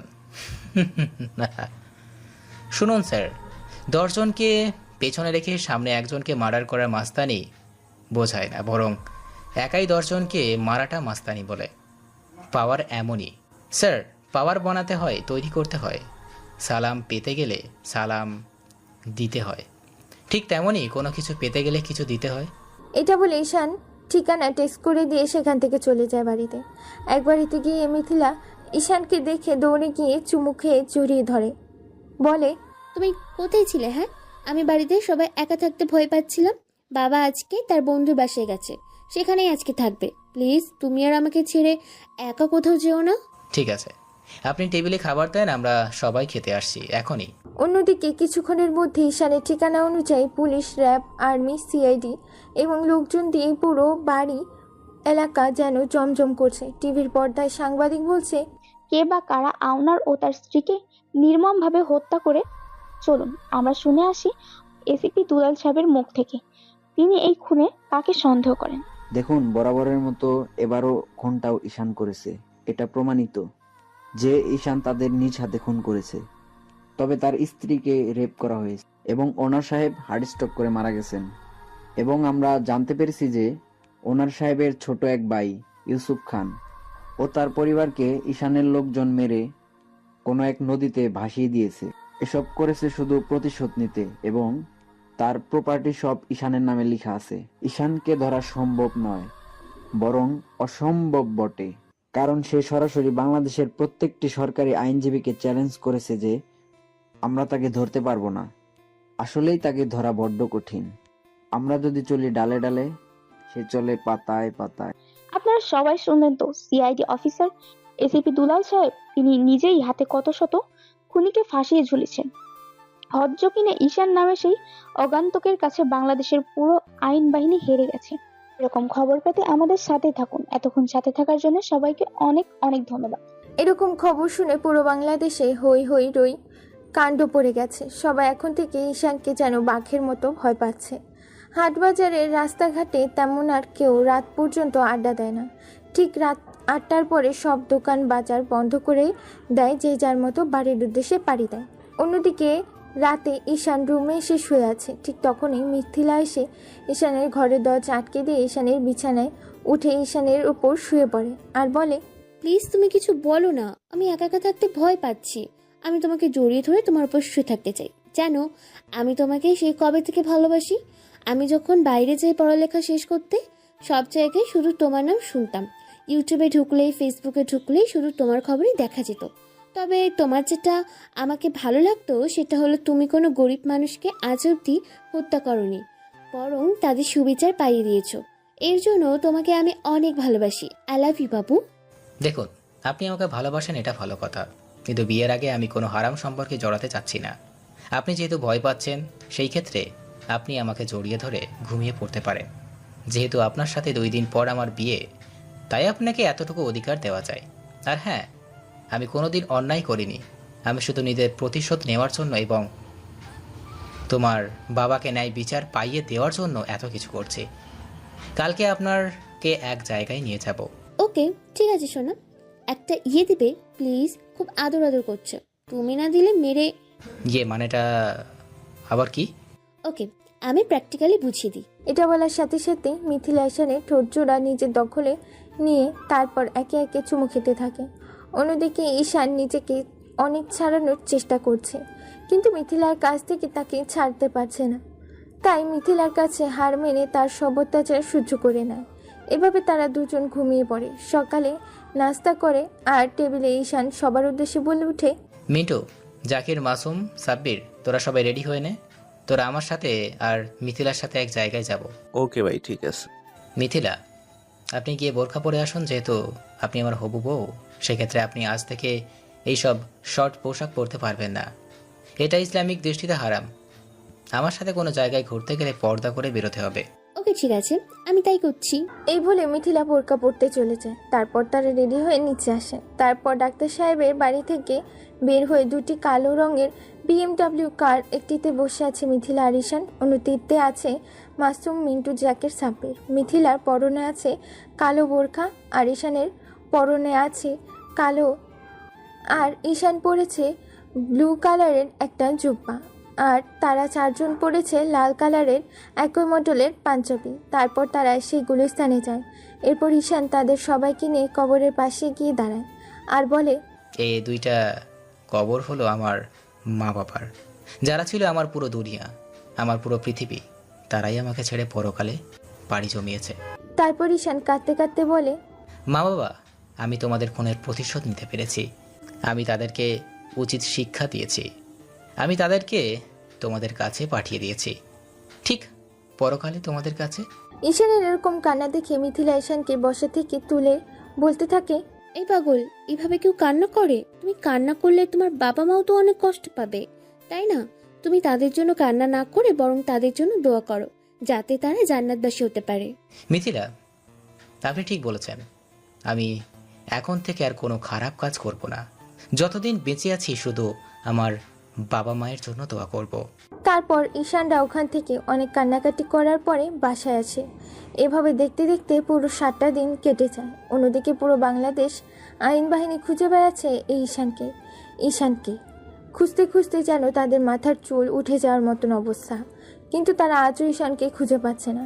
আজকে ঈশানের বিয়ে, বাড়িটা ধুমধাম করে সাজানো হয়েছে, চারিদিকে মরিচবাতি জ্বালানো হয়েছে। ঈশানের লোকজনেরা পুরো বাড়িটাকে যেন আনন্দে মাতিয়ে রেখেছে। দেখতে দেখতে বিয়েটা হয়ে গেল।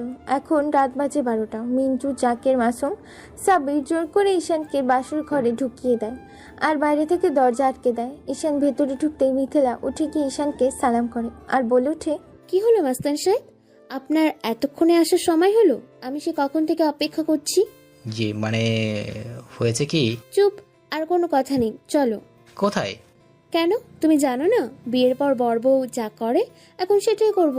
এটা বলে ঈশানকে আর কোনো কথা বলতে না দিয়ে ঈশানকে বেঁধে ফেলে দেয় আর মিথিলা তার উপর উঠে বসে একের পর এক কিস করে চলেছে। ঈশানের ঠোঁটে, গালে, মুখে, পুরো শরীরে ধীরে ধীরে হারিয়ে যায় ঈশানও মিথিলার পুরো শহরে। মিথিলার এরকম পাগলামি দেখে ঈশানও নিজেকে কন্ট্রোল করতে না পেরে সায় দেয় মিথিলার সাথে। এখন তারা ডুব দিয়েছে অতল ভালোবাসায়, হারিয়ে গেছে ভালোবাসার এক অতল সমুদ্র। ঈশানের নামে যতগুলি সম্পত্তি আছে, মানে আওনার ইউসুফ খানকে মেরে যে সম্পত্তিগুলো তার নামে লিখে নিয়েছিল, সেই সম্পত্তিগুলো বেচে সে জায়গায় একটা বৃদ্ধাশ্রম এবং একটা এতিমখানা তৈরি করে। আর যে লোকটির সাথে মাটি নিয়ে ঝামেলা হয়েছিল তাকে তার মাটির অংশ দিয়ে দেয়। এভাবে বেশ সুখেই কেটে যাচ্ছে ঈশান আর মিথিলার দিন। অন্যদিকে শুধু আতঙ্কে আছে পুরো বাংলাদেশের মানুষ। ঈশানের নাম শুনলেই যেন তাদের শরীরের আত্মা কেঁপে ওঠে। আর বাংলাদেশের আইন বাহিনী অফিসারদের তো মাথার চুল উঠে যেতে শুরু করেছে ঈশানকে খুঁজতে খুঁজতে।